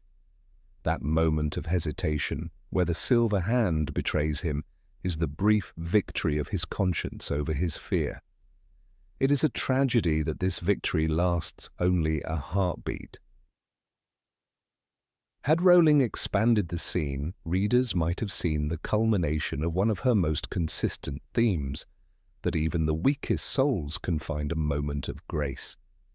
Pettigrew's trembling mercy could have paralleled Snape's sacrifice or Regulus's defiance. The contrast between those redemptions would have enriched the tapestry of moral complexity that defines the Harry Potter universe. By ending it abruptly, Rowling sacrificed emotional weight for pacing. The war was moving toward its climax, and the story had no time to linger on the death of a coward. Yet that choice made his redemption feel incomplete. Still, in its brevity, the scene carries a disturbing beauty. Pettigrew's death is instantaneous, but the implications ripple through the story. Voldemort's enchanted hand, created to reward loyalty, becomes the instrument of judgment. It is as though the Dark Lord's magic cannot tolerate even a flicker of compassion. The hand's betrayal mirrors Voldemort's own soul, a force that devours any trace of humanity. When Pettigrew dies, it is not just punishment, it is a symbol of how evil consumes its own servants. One could argue that Rowling, intentionally or not, created in that single gesture one of her most chilling metaphors. The hand represents all the bargains made with darkness, all the pacts sealed in fear. When it turns against its owner, it shows the inevitable end of a life built on cowardice. Even without an elaborate redemption, Pettigrew's death remains a moral lesson. The warning that servitude to evil can destroy even the instinct to show mercy. Rowling's comment years later, "I wish I had given him one more chance," resonates not as mere writer's regret, but as empathy for her own creation. She built a world where love and choice can save even the damned, yet she allowed one of her earliest betrayers to die unredeemed. Perhaps, like her readers, she wanted to believe that even Peter Pettigrew, trembling and small, could have found a fragment of courage before the end. In that sense, his death scene becomes an unfinished painting, powerful in its suggestion, but lacking the final brushstroke. We can imagine it ourselves, Pettigrew's eyes widening as the metal tightens, a flash of understanding crossing his face, a whispered word, maybe an apology that never reaches Harry's ears. The silence that follows is not just the end of a life, but the echo of what might have been. Thus, Peter Pettigrew remains one of Rowling's most tragic figures, not because he was evil, but because he was weak, not because he died, but because he almost lived. His fleeting act of mercy stands as both redemption and punishment, a moment too brief for forgiveness, but too human to be forgotten. And in that breath between compassion and death lies the story Rowling wished she had told, the story of a man who, for one heartbeat, remembered that he was once a friend. Number 19, ignoring the Muggle perspective. When J.K. Rowling first opened the door to the wizarding world, readers found themselves not only in a place of spells, wands, and mythical creatures, but also in a world that stood side by side with the ordinary modern reality of Britain. The Dursleys' suburban house on Privet Drive was not just a setting, it was a statement. It told readers that magic existed in the cracks of the mundane. We met Harry Potter as a mistreated boy living under the stairs of a perfectly normal house, on a perfectly normal street, surrounded by people who hated everything extraordinary. The Dursleys embodied the fears and narrow-mindedness of the non-magical world, yet they also made it real, tangible. Their presence rooted the story in a recognizable reality. But as the saga progressed and the magical conflict grew, that other half of the world of the Muggles, slowly faded into silence. By the time Voldemort returned in the Goblet of Fire, the boundaries between the magical and non-magical worlds should have been shaking. The Dark Lord's followers were active again, spreading terror and manipulating events that, in theory, could not remain invisible to non-magical eyes. Yet in Rowling's pages the Muggles largely vanish from sight. We hear of the Quidditch World Cup chaos where Muggles are attacked and tortured, but after the Ministry's memory charms erase their trauma, they disappear into the fog of forgetfulness. It is a haunting metaphor for how the series itself treats the Muggle world, acknowledging its existence but quickly wiping away its suffering. The wizarding community remains the focus, while those without wands remain shadows in the background. This absence becomes more striking when we recall how much the Muggle perspective shaped the beginning of the story.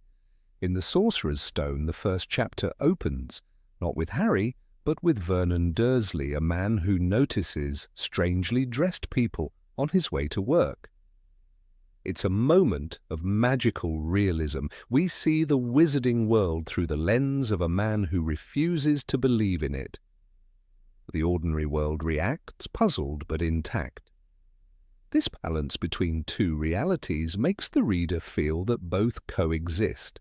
But as the novels progress, the focus tightens until only the magical side remains. The camera of Rowling's storytelling turns entirely inward, away from the millions of oblivious people whose world is quietly collapsing beside theirs.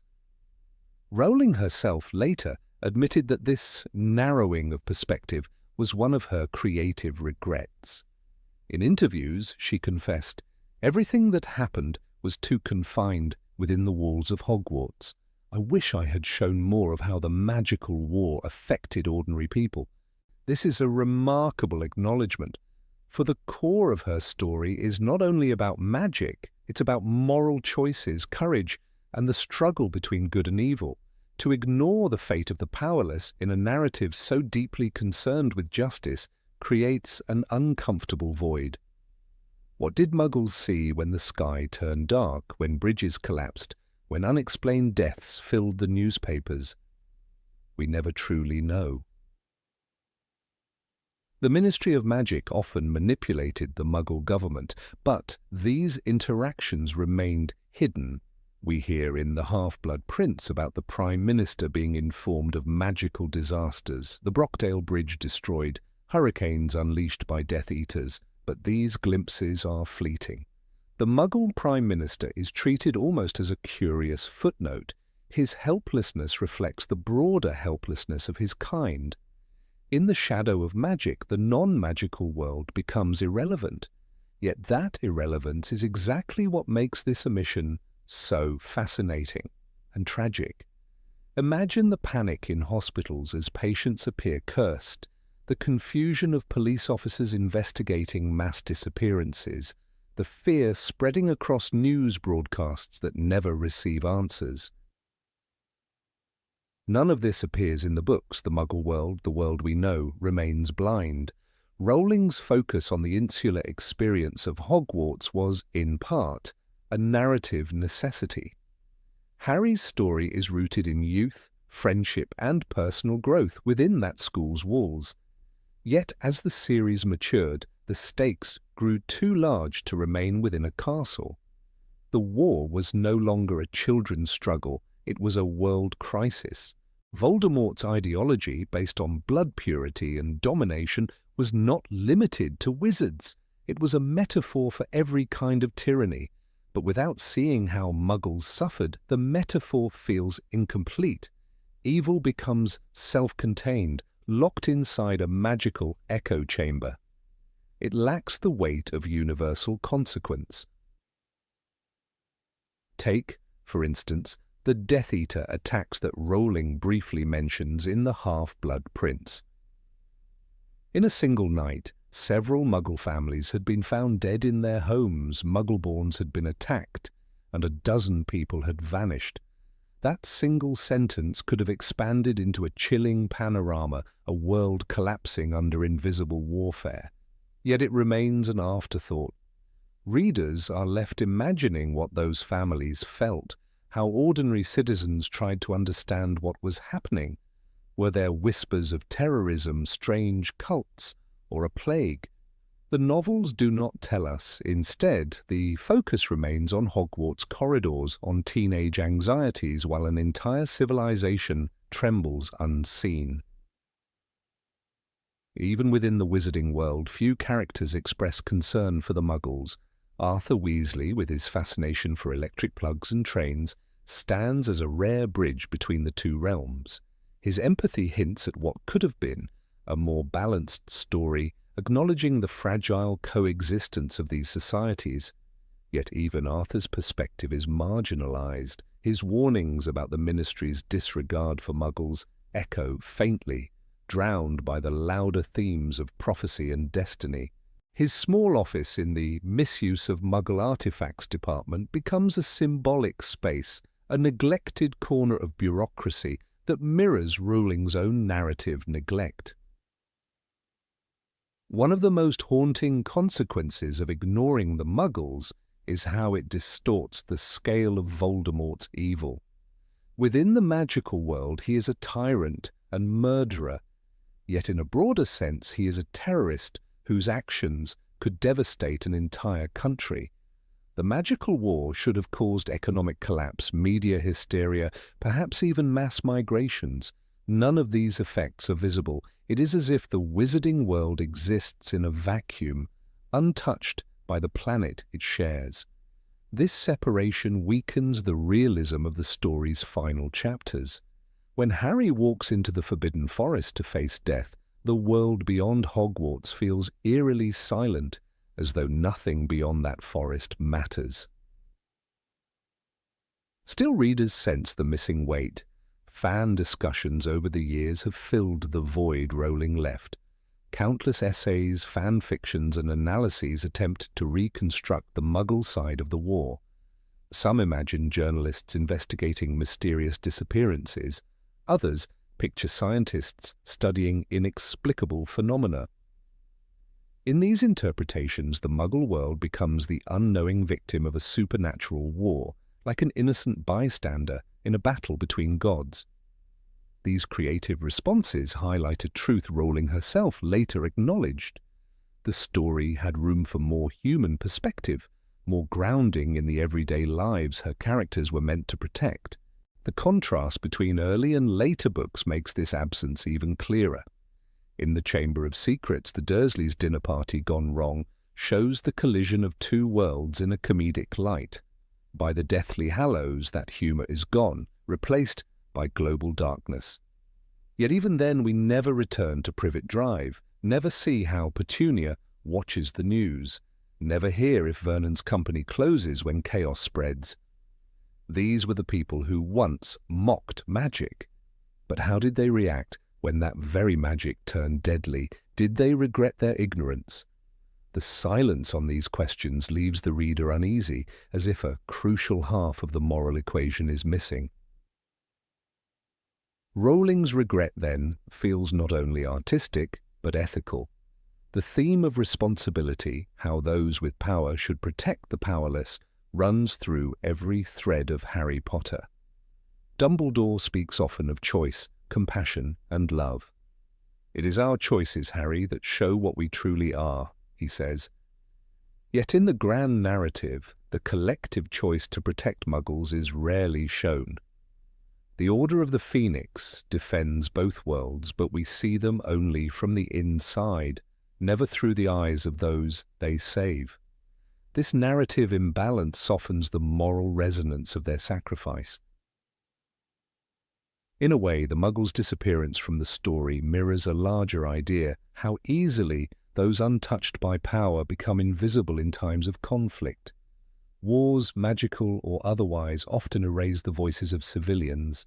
Rowling's decision to confine her narrative to Hogwarts might have been unintentional, but it inadvertently reproduces that same blindness. When she later said, "I regret not expanding the picture," it was as if she acknowledged that every great story of heroism also needs witnesses, the ordinary people who feel its echoes. If we imagine for a moment that Rowling had written 1 or 2 chapters from the perspective of a Muggle family during Voldemort's rise, the result might have deepened the tragedy and the triumph alike. Imagine a mother seeing strange lights in the sky, her television flickering as magic disrupts the city's power, her fear growing as newspapers report disappearances with no explanation. Imagine her later learning somehow that unseen heroes fought to save her children. Such a moment would have expanded the story's emotional range and made the victory over Voldemort not only Harry's, but humanity's. The power of Harry Potter lies in its moral clarity, its insistence that love, loyalty, and courage matter more than blood or status. But the near erasure of Muggles complicates that message. The readers who fell in love with Privet Drive and King's Cross never truly saw what became of them. Rowling's world ends in celebration, yet beyond that joy, an entire society remains ignorant of how close it came to annihilation. The magic remains hidden, the truth unspoken, and perhaps that is why Rowling's apology resonates so deeply. It is not merely about storytelling gaps. It is about compassion for the unseen, the powerless, and the ordinary souls who live beside the extraordinary, never knowing how fragile their peace truly was. Number 20. Alastor Moody's off-screen death. When Mad-Eye Moody appeared for the first time in Harry Potter and the Goblet of Fire, he carried an aura of danger and authority that made everyone in the Great Hall sit straighter. His magical eyes spun restlessly, seeing through walls, cloaks, and lies. To students, he was the eccentric defense against the dark arts teacher. To wizards who lived through darker times, he was something more, a legend, the most feared aura of his generation. "Constant vigilance," he would bark, a phrase that became both his warning and his legacy. Behind his scarred face and mechanical leg was a man who had given everything to fight evil. And yet, when his death came in the Deathly Hallows, it happened off the page, almost as if he vanished into the storm without a sound. That quiet disappearance struck readers deeply. Moody had become a moral compass for Harry, even if their time together had been brief. It was Moody who had taught him indirectly that paranoia could be another form of survival. It was Moody who organized the Order of the Phoenix, risking his life again when most wizards had already given up. When the ambush during the Seven Potters mission came, he led the operation himself. Yet in a matter of moments, he was gone. Mad-Eye's dead, Lupin said in the book, his voice trembling with shock. Just like that, the greatest aura of his time was reduced to a sentence. There was no funeral, no mourning scene, no farewell from those who owed him their lives. Readers turned those pages twice expecting more. They searched for a paragraph that never came, something to mark the loss. After all, Moody had been there from the beginning of Harry's understanding of the war, protecting him, guiding the younger members of the Order, and standing as the symbol of what it meant to resist Voldemort. But J.K. Rowling allowed his death to fall like a shadow, sudden, invisible, and cold. The battle continued. There was no time to stop. The story moved forward, and Moody was left behind in memory. It was brutal, and it was meant to be. Years later, Rowling admitted that the choice haunted her. She explained in interviews that Moody's death was necessary to communicate the scale of the danger, that even the strongest could die without glory. "War takes people unfairly," she said, "and it doesn't always give time for goodbyes." Still, she confessed, "Yes, I should have given him more space. He deserved more." Those few words from the author reflected what countless readers had felt. The man who taught everyone to be constantly vigilant disappeared without a proper moment of remembrance. What made Moody's death so painful was not simply the fact of it, but the way it contradicted his life. Every part of his existence was about control, scanning for ambushes, setting up protective charms, never letting his guard down. To die in a trap, struck down before he could even see the enemy, felt like a cruel irony. The man who saw through walls could not see his own death coming. The reader imagines the storm, the rush of broomsticks in the sky, flashes of green light, and the chaotic screams. Somewhere in that chaos, the magical eye, symbol of his ceaseless watchfulness, was extinguished.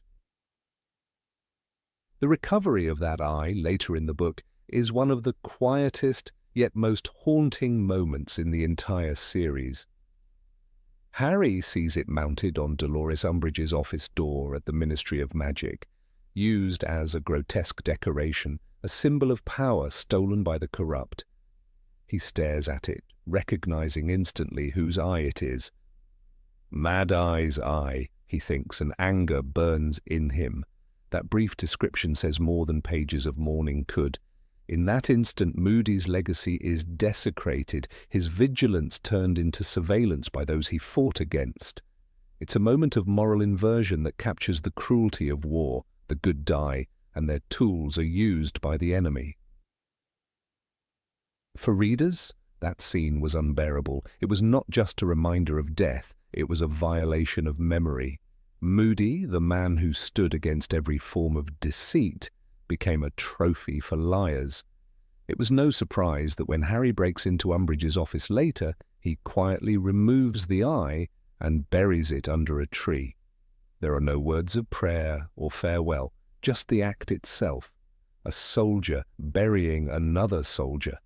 It was Harry's unspoken apology to the man who had once risked everything to protect him. In many ways, that small burial replaced the funeral readers had been waiting for. It was private, rough, and quiet, just like Moody would have wanted. He was never sentimental.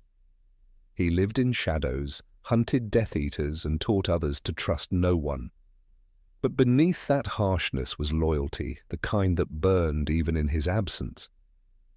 When the Order gathered after his death, the void he left behind was palpable. Lupin, Tonks, Kingsley, each of them owed him survival, training, courage. Yet they could not stop to grieve. The war pressed on. Rowling structured it this way intentionally. It was a storytelling decision to show that in times of chaos, even heroes vanish unnoticed. And yet, that realism came at a cost. Fans loved Moody, not just as a warrior, but as a relic of a vanishing age. The old-school aura who remembered the first war against Voldemort, who distrusted even allies because he had seen too many betrayals. His death represented the end of that generation, the fall of the old guard. When he died, it was as if the torch had finally passed to Harry's era. The younger fighters, Harry, Hermione, Ron, were now on their own. They had no elder left to protect them. This subtle shift in tone is easy to miss, but essential to the emotional structure of the Deathly Hallows. The deaths of Moody, Hedwig, and later Dobby created a mounting sense of inevitability. Every loss stripped away the remaining layers of security. Rowling once said that Moody's role was to embody the price of vigilance. He had spent his life preparing for war, and when the war came, he could not escape its reach. His end was quick, because that's how death often comes in real conflict. But readers were not looking for realism. They wanted closure. They wanted to hear the Order mourn him, to see someone speak his name. The lack of ceremony made the loss feel impersonal, as though the story had moved on too quickly from a man who had been central to its heart. One could imagine an unwritten scene, somewhere between the battle and the next chapter, where the surviving members of the Order gather in the dark kitchen of Grimmauld Place. A glass sits untouched, the magical eye placed beside it, spinning faintly before going still. That scene never appeared, but it lived vividly in the imagination of the readers. Perhaps Rowling's later regret came from realizing that such a moment would have deepened the human side of the war she described. Moody was not just a soldier, he was a teacher, a comrade, and in his strange, gruff way, a father figure to many. Even his false image in The Goblet of Fire, when Barty Crouch Jr. impersonated him, contributed to that mythos. For an entire year, readers thought they were learning from Moody himself, his lessons, his warnings, his fearlessness. When the deception was revealed, it did not erase that connection. The real Moody, though absent, had still shaped Harry's moral code. To lose him again in the Deathly Hallows felt like losing him twice. The emptiness of his death magnified the sense of a world collapsing piece by piece. There is a striking parallel between Moody's disappearance and Dumbledore's death in the previous book. Both men represented authority and wisdom. Both left Harry with unfinished lessons. Yet where Dumbledore received an epic farewell, Moody received none. This asymmetry is deliberate. It mirrors the chaos of war, where not all sacrifices are honored equally. But while it might have been narratively logical, emotionally it left a scar. Readers felt that the man who had survived everything from the first rise of Voldemort to Azkaban escapes deserved more than a line of dialogue. Rowling's apology years later did not erase the pain, but it offered validation. It was rare for her to openly admit regret over a narrative choice. Her acknowledgement that he deserved more was more than a comment. It was a confession of artistic conscience. It meant she, too, saw him as a character larger than his brief appearances. In a story built on courage, fear, and loyalty, Moody embodied all three. His sacrifice may have served the plot, but it wounded the emotional fabric of the series. When readers revisit the Deathly Hallows today, they often pause at Lupin's quiet words, "Mad Eye's dead." That moment still feels wrong, too sudden, too thin. And yet, perhaps that was Rowling's hidden lesson. War doesn't give characters time for monologues or heroes their last speeches. It takes them mid-sentence, mid-flight, mid-breath. Moody's death is a mirror held up to that truth. Still, it remains one of those rare instances where art and emotion diverge, the author's logic versus the reader's heart. In the end, Alastor Mad-Eye Moody remains one of the most unforgettable figures in the Harry Potter universe, precisely because of how little we saw of his end. His ghost lingers between the lines, his voice echoing through the pages with that same command, constant vigilance. Those two words, now almost elegiac, became his epitaph. And maybe that is why Rowling's apology resonated so deeply, because somewhere in the storm of words and wars, we still wish someone had looked up at the sky that night and whispered back to him, "We were watching too, Mad Eye. We were vigilant." Number 21. Professor Flitwick's background. It is strange to think how some of the most enchanting characters in Harry Potter live quietly in the background, never demanding attention yet leaving an indelible mark on the reader's heart. Professor Phileas Flitwick was one of them. Standing small among giants, he taught the art of charms with contagious enthusiasm and a gentle humour that softened even the stern walls of Hogwarts. He was cheerful, kind, and brimming with brilliance, but somehow his story was left untold, folded neatly between the larger pages of Harry's journey. Years later, J.K. Rowling admitted this omission with a trace of regret. She confessed that if she could revisit the books, she would give Flitwick the story he deserved: the dueling champion, the master of spellcraft, and the tiny wizard who wielded immense courage. Throughout the 7 volumes, Flitwick was never the centre of any grand revelation. He appeared briefly, a flicker of excitement during lessons, or a comic relief during the more sombre moments of Hogwarts life. When Harry and his classmates learned Wingardium Leviosa, it was Flitwick's squeaky voice that guided them. "Swish and flick, remember, swish and flick!" he exclaimed, as Hermione perfected the spell, her feather soaring gracefully into the air. It was a small moment, yet that scene captured the essence of Flitwick's teaching, a patient master encouraging the next generation of wizards with warmth and delight. Behind that gentle demeanour, though, Rowling later revealed a backstory that could have rivaled any of the main professors in depth and drama. Few remember that Flitwick was once a champion duelist. Before his quiet years at Hogwarts, he had faced some of the most skilled witches and wizards in magical Europe. Rowling noted that his lineage was part human, part goblin, an origin that explained both his diminutive stature and his sharp magical instincts. Yet none of this richness made it into the core narrative. In a later interview, Rowling expressed her regret, saying that she underestimated how much readers would come to love Flitwick, and that she wished she had shared more of his past, the struggles of being half goblin in a prejudiced world and the pride he took in mastering the art of spellcasting despite it. When Flitwick appears during the Philosopher's Stone, he is a background melody in the grand orchestra of Hogwarts.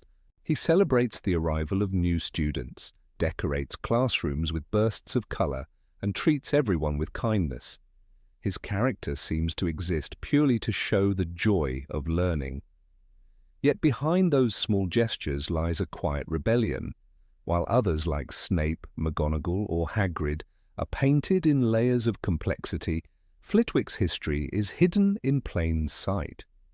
He once said during the preparation for the Christmas feast, "Nothing like a bit of magic to brighten the season."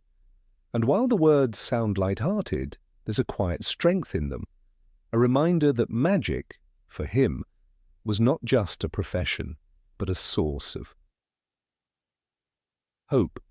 During the darker times of the Deathly Hallows, when the school was no longer a place of safety, Flitwick finally steps forward from the periphery. His participation in the Battle of Hogwarts reveals a side of him readers had only imagined. He fought valiantly, defending the castle with spells of dazzling precision. Rowling describes him sending opponents flying backward with bursts of silver light. It is a brief but powerful image, a tiny professor holding the line against the forces of darkness. In that moment, Flitwick was no longer a cheerful teacher with a high-pitched voice. He was a warrior, a guardian of knowledge, and a man who stood for the values Hogwarts represented. What made his omission so poignant was how naturally he embodied one of Rowling's deepest themes, the underestimated hero. Throughout the series, Characters like Neville Longbottom, Luna Lovegood, and even Dobby proved that greatness often hides in unlikely forms. Flitwick belonged in that category.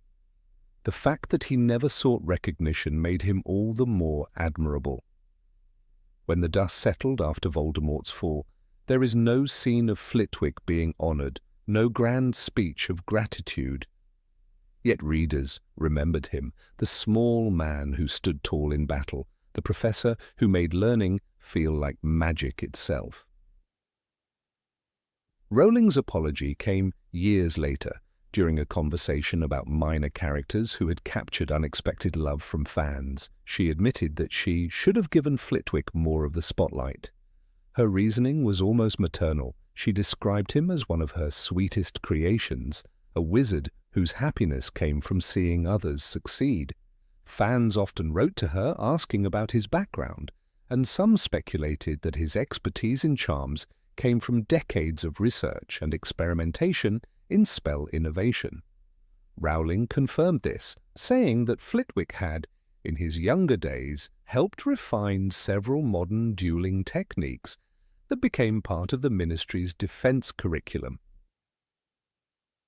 This revelation painted him in an entirely new light. Imagine the young Phileas Flitwick, not yet a professor, travelling across Europe, competing in magical tournaments, facing dark wizards, and learning ancient charm sequences from forgotten scrolls. He would have been the kind of wizard who smiled even in defeat, analysing every spell with curiosity rather than bitterness. Such a past would have added immense colour to his character, showing readers that beneath the robes of the friendly teacher was a seasoned master whose knowledge came at the cost of experience and struggle. In The Prisoner of Azkaban, there is a subtle detail that hints at this hidden strength. When the Dementors arrive near the Quidditch pitch, it is Flitwick who later teaches protective enchantments to the castle walls, reinforcing them with charm work so advanced that even Remus Lupin praises its craftsmanship. Rowling never elaborates on it, but the implication is clear. Few wizards in Hogwarts could match his technical expertise.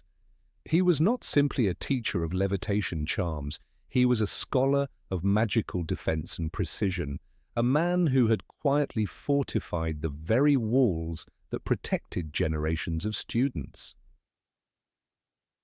His relationship with other professors also tells a silent story. McGonagall respected him deeply, once calling him utterly reliable. Even Snape, ever disdainful, never openly mocked Flitwick, which in itself was a rare mark of respect. During the Triwizard Tournament, when chaos and enchantment swirled through Hogwarts, Flitwick maintained order with gentle authority, turning tension into learning opportunities. "A little levity goes a long way," he once said to his students, a phrase that seemed almost prophetic. In a world filled with fear, Flitwick reminded everyone that joy was its own kind of resistance. Readers have long wondered how his goblin ancestry affected his life. Rowling mentioned that Flitwick's acceptance into Hogwarts had been controversial for some pure-blood families, a detail that was omitted from the books to keep the focus on Harry's journey. Yet this missing thread could have enriched the series by revealing the broader prejudice in the wizarding world.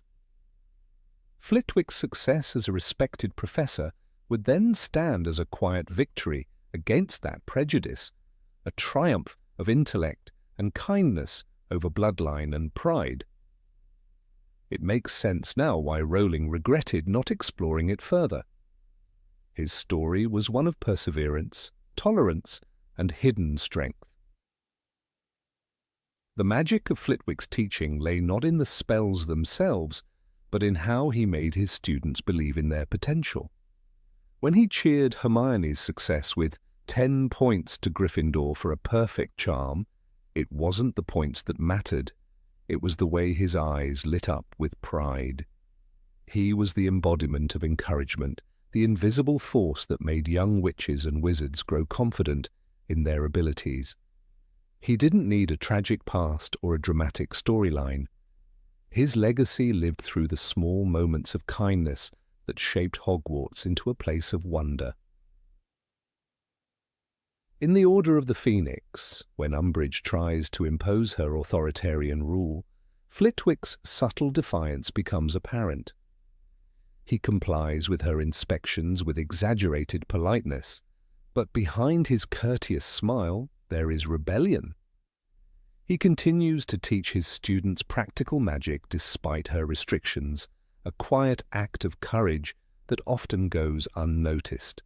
His resistance, like his character, is modest but meaningful, a reminder that heroism doesn't always roar. Sometimes it whispers in the classroom. As time passed, Rowling's admission about underestimating Flitwick only deepened fans' affection for him. Many began to write fan theories and stories that imagined his youth, his dueling championships, and his role in developing some of the spells used by the Order of the Phoenix. One popular theory even suggested that it was Flitwick who taught the defensive spells later used by the Dumbledore's army. The theory fits neatly with what we know: his mastery of charms, his generosity as a teacher, and his belief that magic should empower, not dominate. By the end of the Deathly Hallows, when Hogwarts stands bruised but unbroken, Flitwick's survival is never dramatized. Yet one can picture him standing among the rubble, repairing shattered walls with a flick of his wand, murmuring incantations that restore light to the castle's heart. Rowling later said that she imagined him continuing to teach long after the war, older, gentler, but still full of joy. He would have been proudest, she said, not of the spells he mastered, but of the students who learned to believe in themselves. It is fitting, then, that Professor Flitwick remains a symbol of the overlooked virtues in Rowling's universe: humility, patience, and the quiet strength of a good heart. Though he never stood at the center of the narrative, his presence illuminated every scene he entered. His classroom was a sanctuary of laughter and discovery amid chaos. When Rowling apologized for neglecting him, fans did not blame her. Instead, they celebrated that she recognized his importance. For in the vast, magical world she created, it is characters like Flitwick who remind us that true greatness often hides in the smallest of frames, and that sometimes the most powerful magic of all is kindness itself. Number 22. Neglect of secondary female characters. It was in one of her rare reflective interviews that J.K. Rowling looked back on her creation and admitted a regret that few readers had ever considered in depth. The women who lived on the edges of Harry Potter's story were often left without voices of their own. The wizarding world she had built was vast and full of charm, and yet within its halls there were faces, bright, curious, and quietly tragic, that never received the chance to grow. She confessed that many of her female characters existed merely as background life, never fully stepping into the light of their own potential. It was not the confession of an unkind creator, but rather of an artist who saw too late the spaces she had left unpainted. Among those silent figures were Parvati and Padma Patil, twin sisters whose brief appearances shimmered with possibility. They were described as pretty and giggly, yet even in that moment they carried the spark of individuality. Parvati, especially, stood out in the Gryffindor common room, loyal to her friends, sharp-eyed in divination, and courageous enough to attend the Yule Ball with Harry himself. Parvati looked very pretty in robes of shocking pink, Rowling wrote in The Goblet of Fire. Yet after that glittering night, the girl who danced under enchanted snow vanished into the margins of the tale. Padma, equally intelligent and capable in Ravenclaw, remained only a reflection, a twin, a name, a shadow. Rowling admitted that Hogwarts was meant to feel like a real school, filled with dozens of students living their own lives. But the demands of storytelling narrowed her focus to a chosen few. As the adventures of Harry, Ron, and Hermione grew darker and more urgent, the world around them became increasingly blurred. Students like Lavender Brown appeared just long enough to be remembered as comic relief. She was now hanging on Ron's arm, giggling as though he'd said something terribly witty, we read in The Half-Blood Prince. Lavender's enthusiasm, her jealousy, her heartbreak, all were shown through the amused or exasperated eyes of others.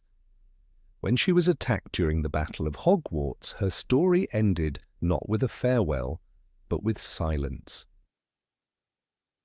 It was this silence that Rowling later said she wished she had broken. In her imagination, every girl at Hogwarts had a secret ambition, a fear, a reason to fight in the war that consumed their world. There was Hannah Abbott, who lost her mother to Death Eaters, yet we only glimpse her grief in passing.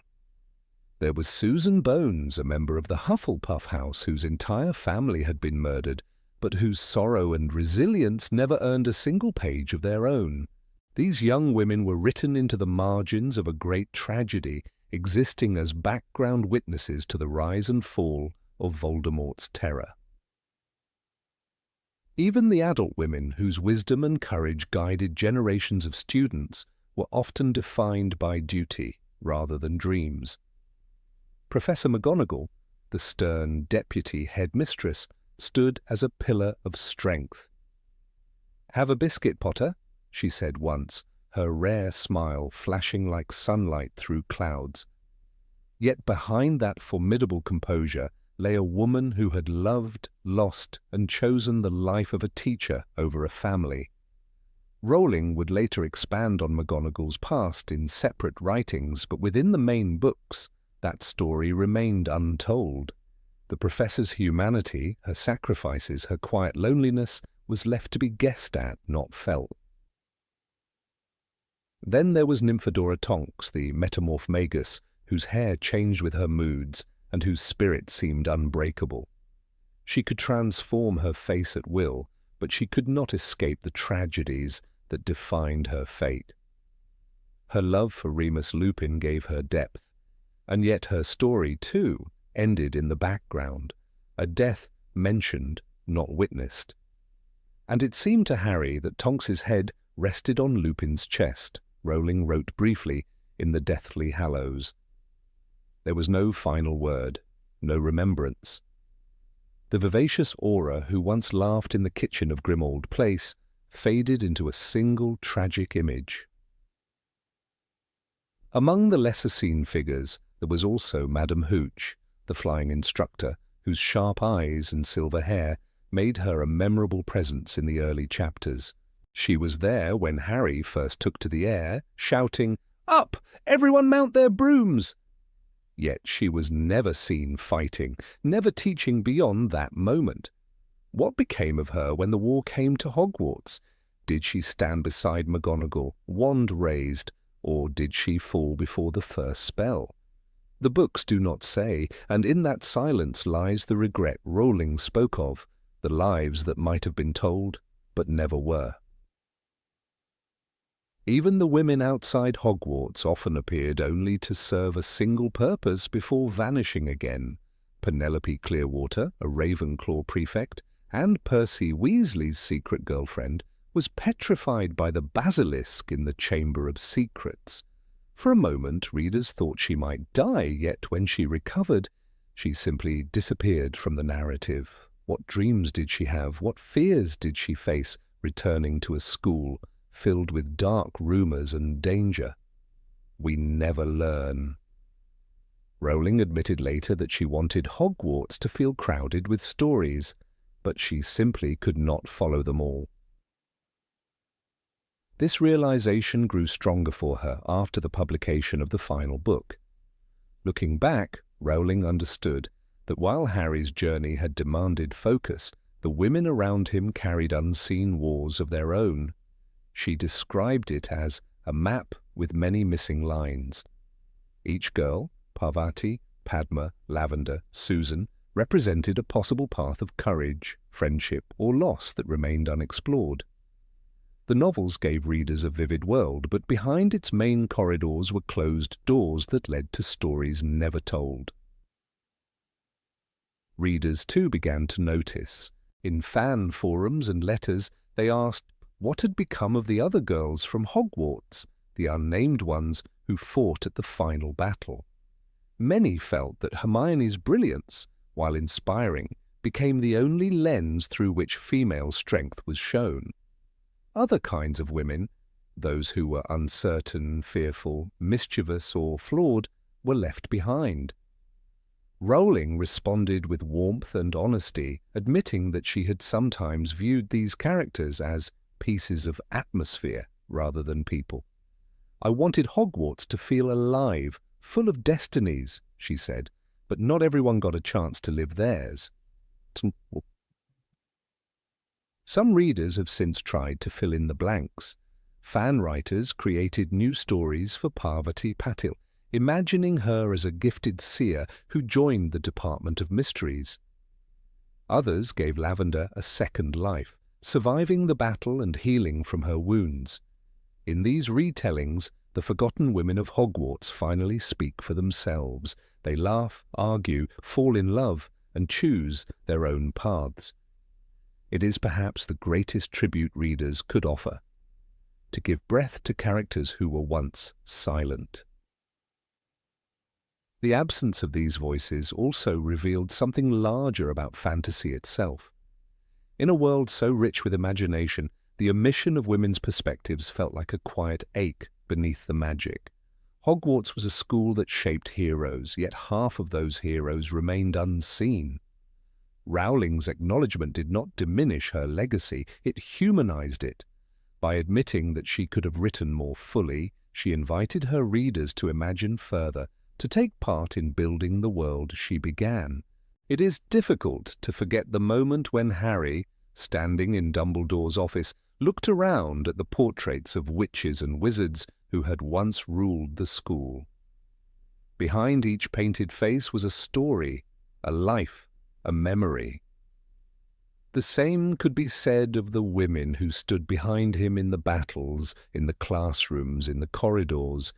Their names appear in attendance lists in the background of feasts and duels, but their hearts beat quietly in the margins. In that sense, Rowling's regret becomes something tender rather than tragic. It is the regret of an artist who loves her creation enough to wish she had done more for it. She did not forget her women, she simply ran out of space in the pages she had. The world of Harry Potter continues to live because readers themselves keep imagining those missing stories, because the young witches of Hogwarts, even those unnamed, have found their voices in the minds of millions. When Rowling once said, "Now I realize I could have fixed that," she was not rewriting the past but acknowledging its silence. The world she built remains a place where courage is not defined by gender, and yet her words remind us that even in magic, representation matters. The laughter of Lavender Brown, the dreams of Parvati Patil, the wisdom of McGonagall, all echo faintly between the lines, waiting to be heard. Perhaps that is the truest kind of magic, the ability of a story to keep growing long after the last word has been written. Number 23, Madame Pomfrey's Untold Story. There are few characters in the Harry Potter saga who embody quiet heroism as gracefully as Madame Poppy Pomfrey. The matron of Hogwarts Hospital Wing appeared in nearly every crisis the school ever faced, and though her role was often brief, her presence always felt like a soft anchor amid chaos. She healed broken bones, reversed hexes, and stood unflinchingly before curses that would make others faint.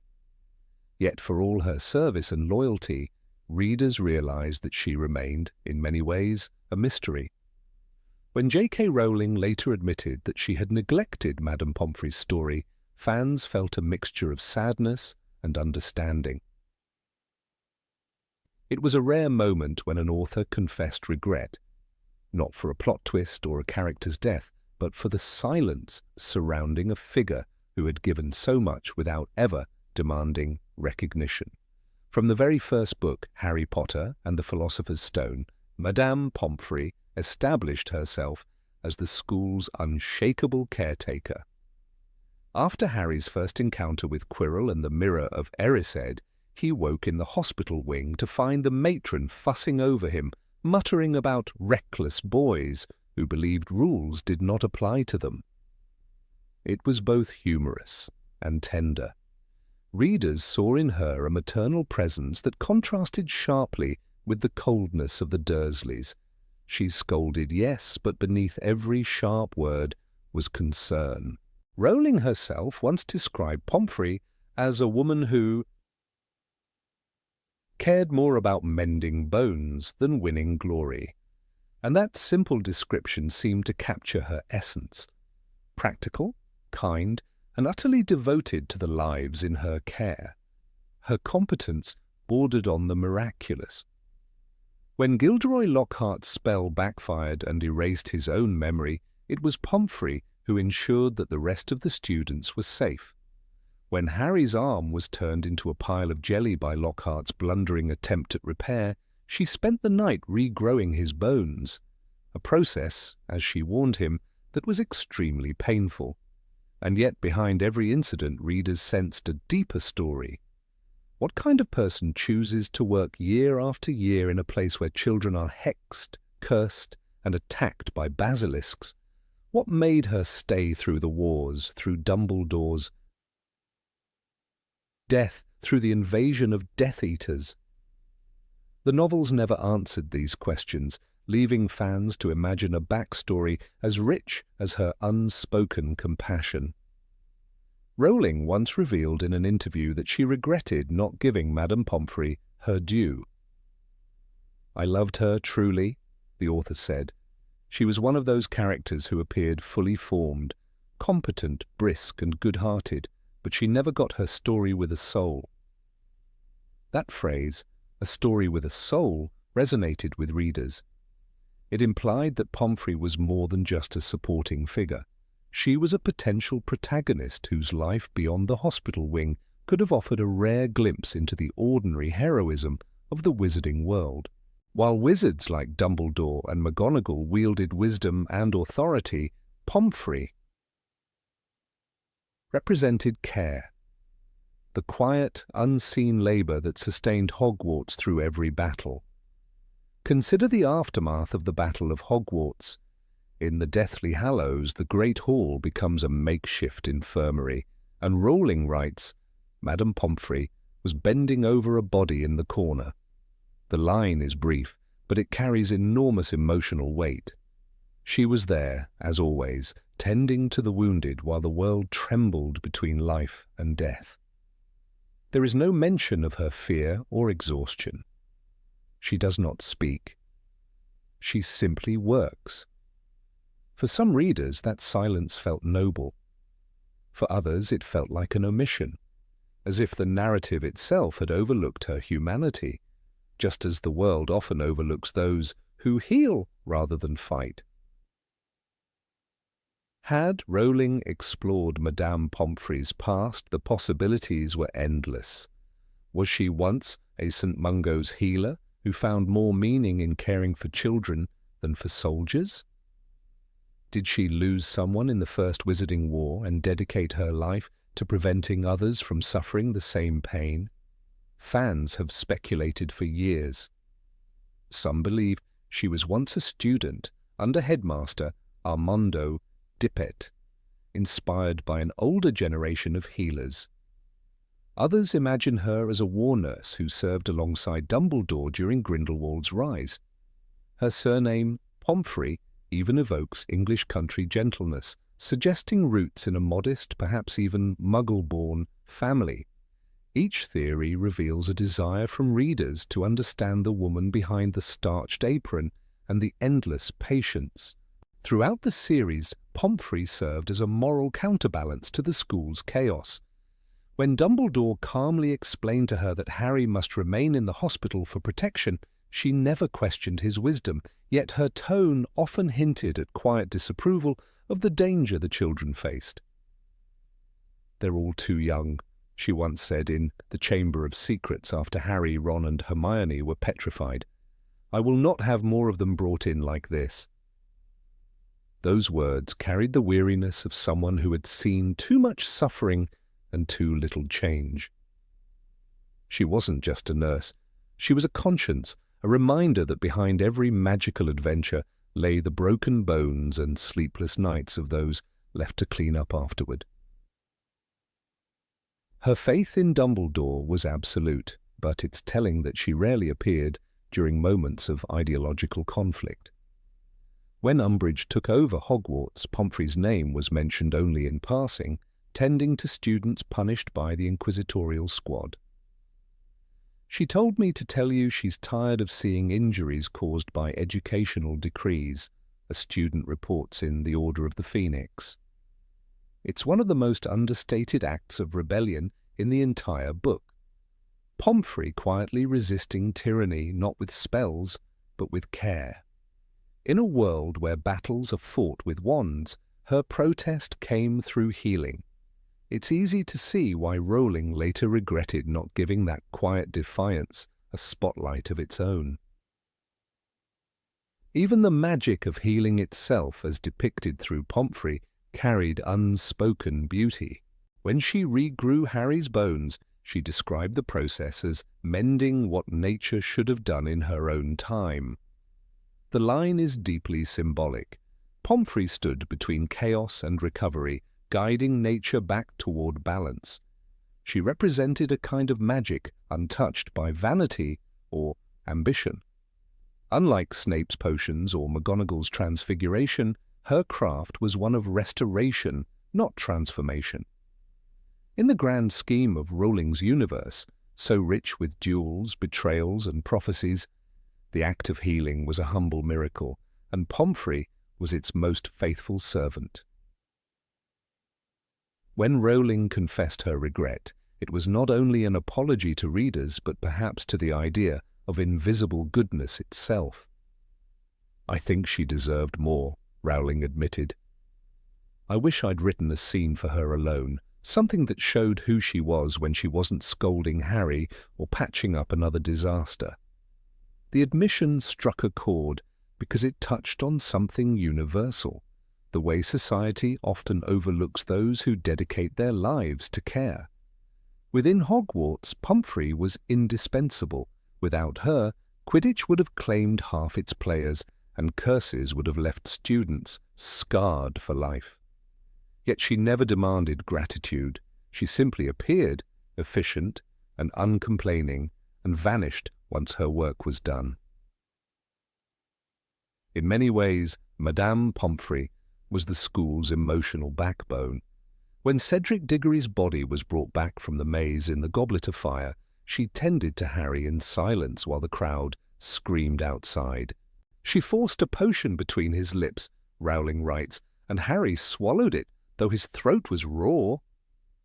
That moment, the world spinning with grief and horror, and Pomfrey steady in the middle of it, captured her essence more vividly than any dialogue could. She was the still point in a storm, the embodiment of duty in the face of despair. And yet, the books never told us what sustained her strength. What memories did she carry when the hospital wing emptied at night? Fans have long imagined the missing story Rowling hinted at. Some envision a young Poppy Pomfrey, freshly graduated from Hogwarts, choosing the life of a healer instead of an aura. Others picture her tending to the wounded during the chaos following Voldemort's first rise to power, saving lives while her friends joined the Order of the Phoenix. Perhaps she once had a mentor, a wise old healer who taught her that compassion was the most powerful spell of all.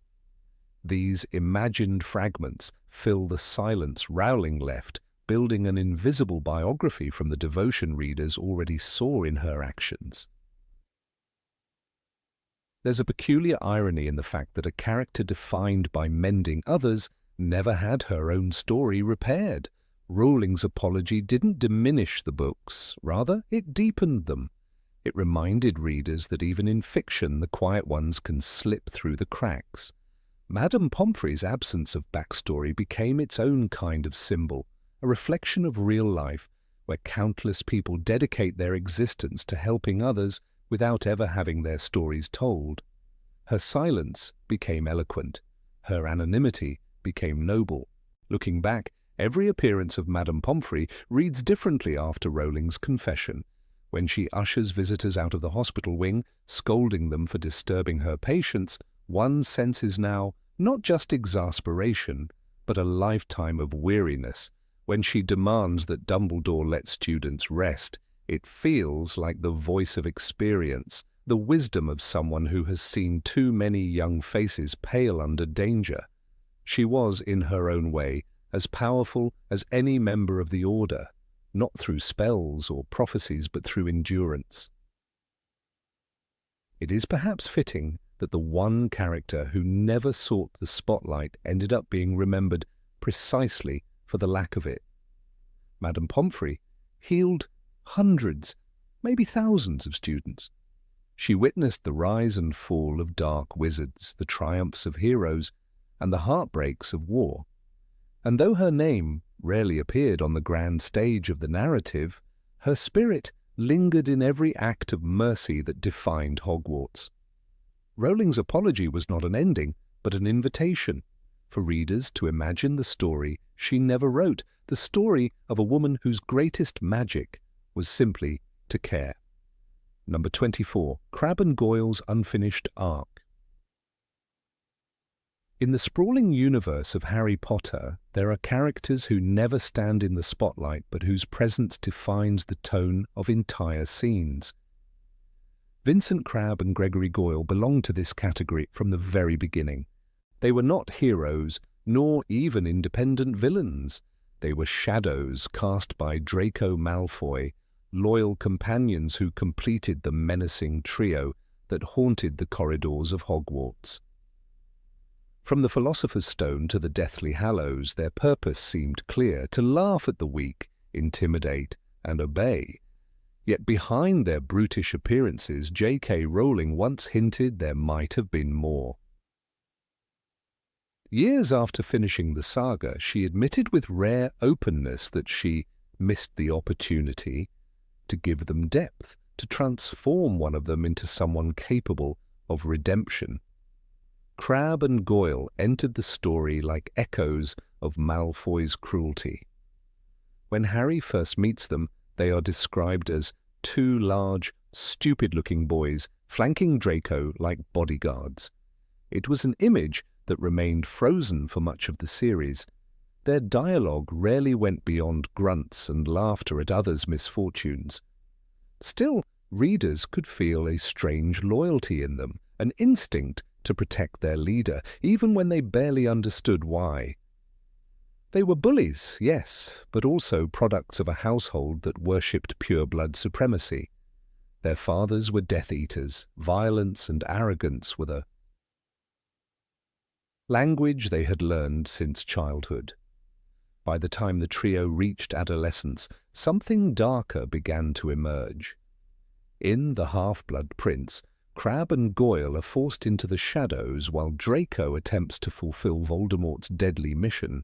They disguise themselves as girls using Polyjuice Potion to guard the Room of Requirement while Draco works on the Vanishing Cabinet.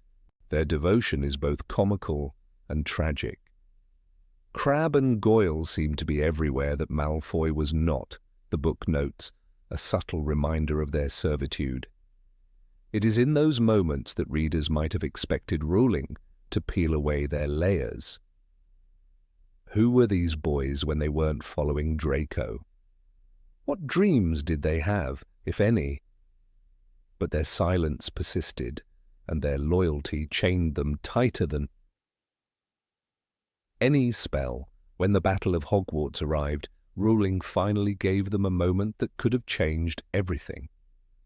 In the Deathly Hallows, Harry, Ron, and Hermione enter the Room of Requirement to find the diadem of Ravenclaw, and Crabbe, Goyle, and Malfoy follow. What unfolds is both spectacular and devastating. Crabbe, embittered and reckless, conjures Fiendfire, a cursed fire so wild it consumes everything in its path. Like a monstrous serpent, the fire roared to life, twisting and coiling, devouring all it touched. The moment crackles with chaos. Crabbe's decision isn't bravery, it's desperation mixed with arrogance. The fire escapes his control, and within seconds his own spell turns against him. Harry manages to save Draco and Goyle, but Crabbe is lost, swallowed by the very flames he unleashed. That scene was meant to be his punishment, his tragic ending, yet many readers felt cheated. Crabbe's death carried weight, but no meaning. He dies not as someone redeemed or punished for a lesson learned, but as a symbol of wasted youth, a boy destroyed by the ideology that shaped him. Rowling later admitted that she regretted not exploring more. In an interview years after the final book, she explained that she had once envisioned a different fate. I had ambitions for Goyle perhaps to see through Malfoy to grow apart, but I didn't find the dramatic space. That phrase, dramatic space, revealed something profound. In the world of Hogwarts, filled with transformation and moral awakening, Crabbe and Goyle remained static, left behind as relics of cruelty. The contrast with other characters only sharpens this sense of absence. Draco Malfoy, their leader, receives a nuanced arc. He is forced to question the darkness he once idolized. In The Half-Blood Prince, his trembling hands and tear-stained face as he lowers his wand toward Dumbledore reveal the conflict inside him.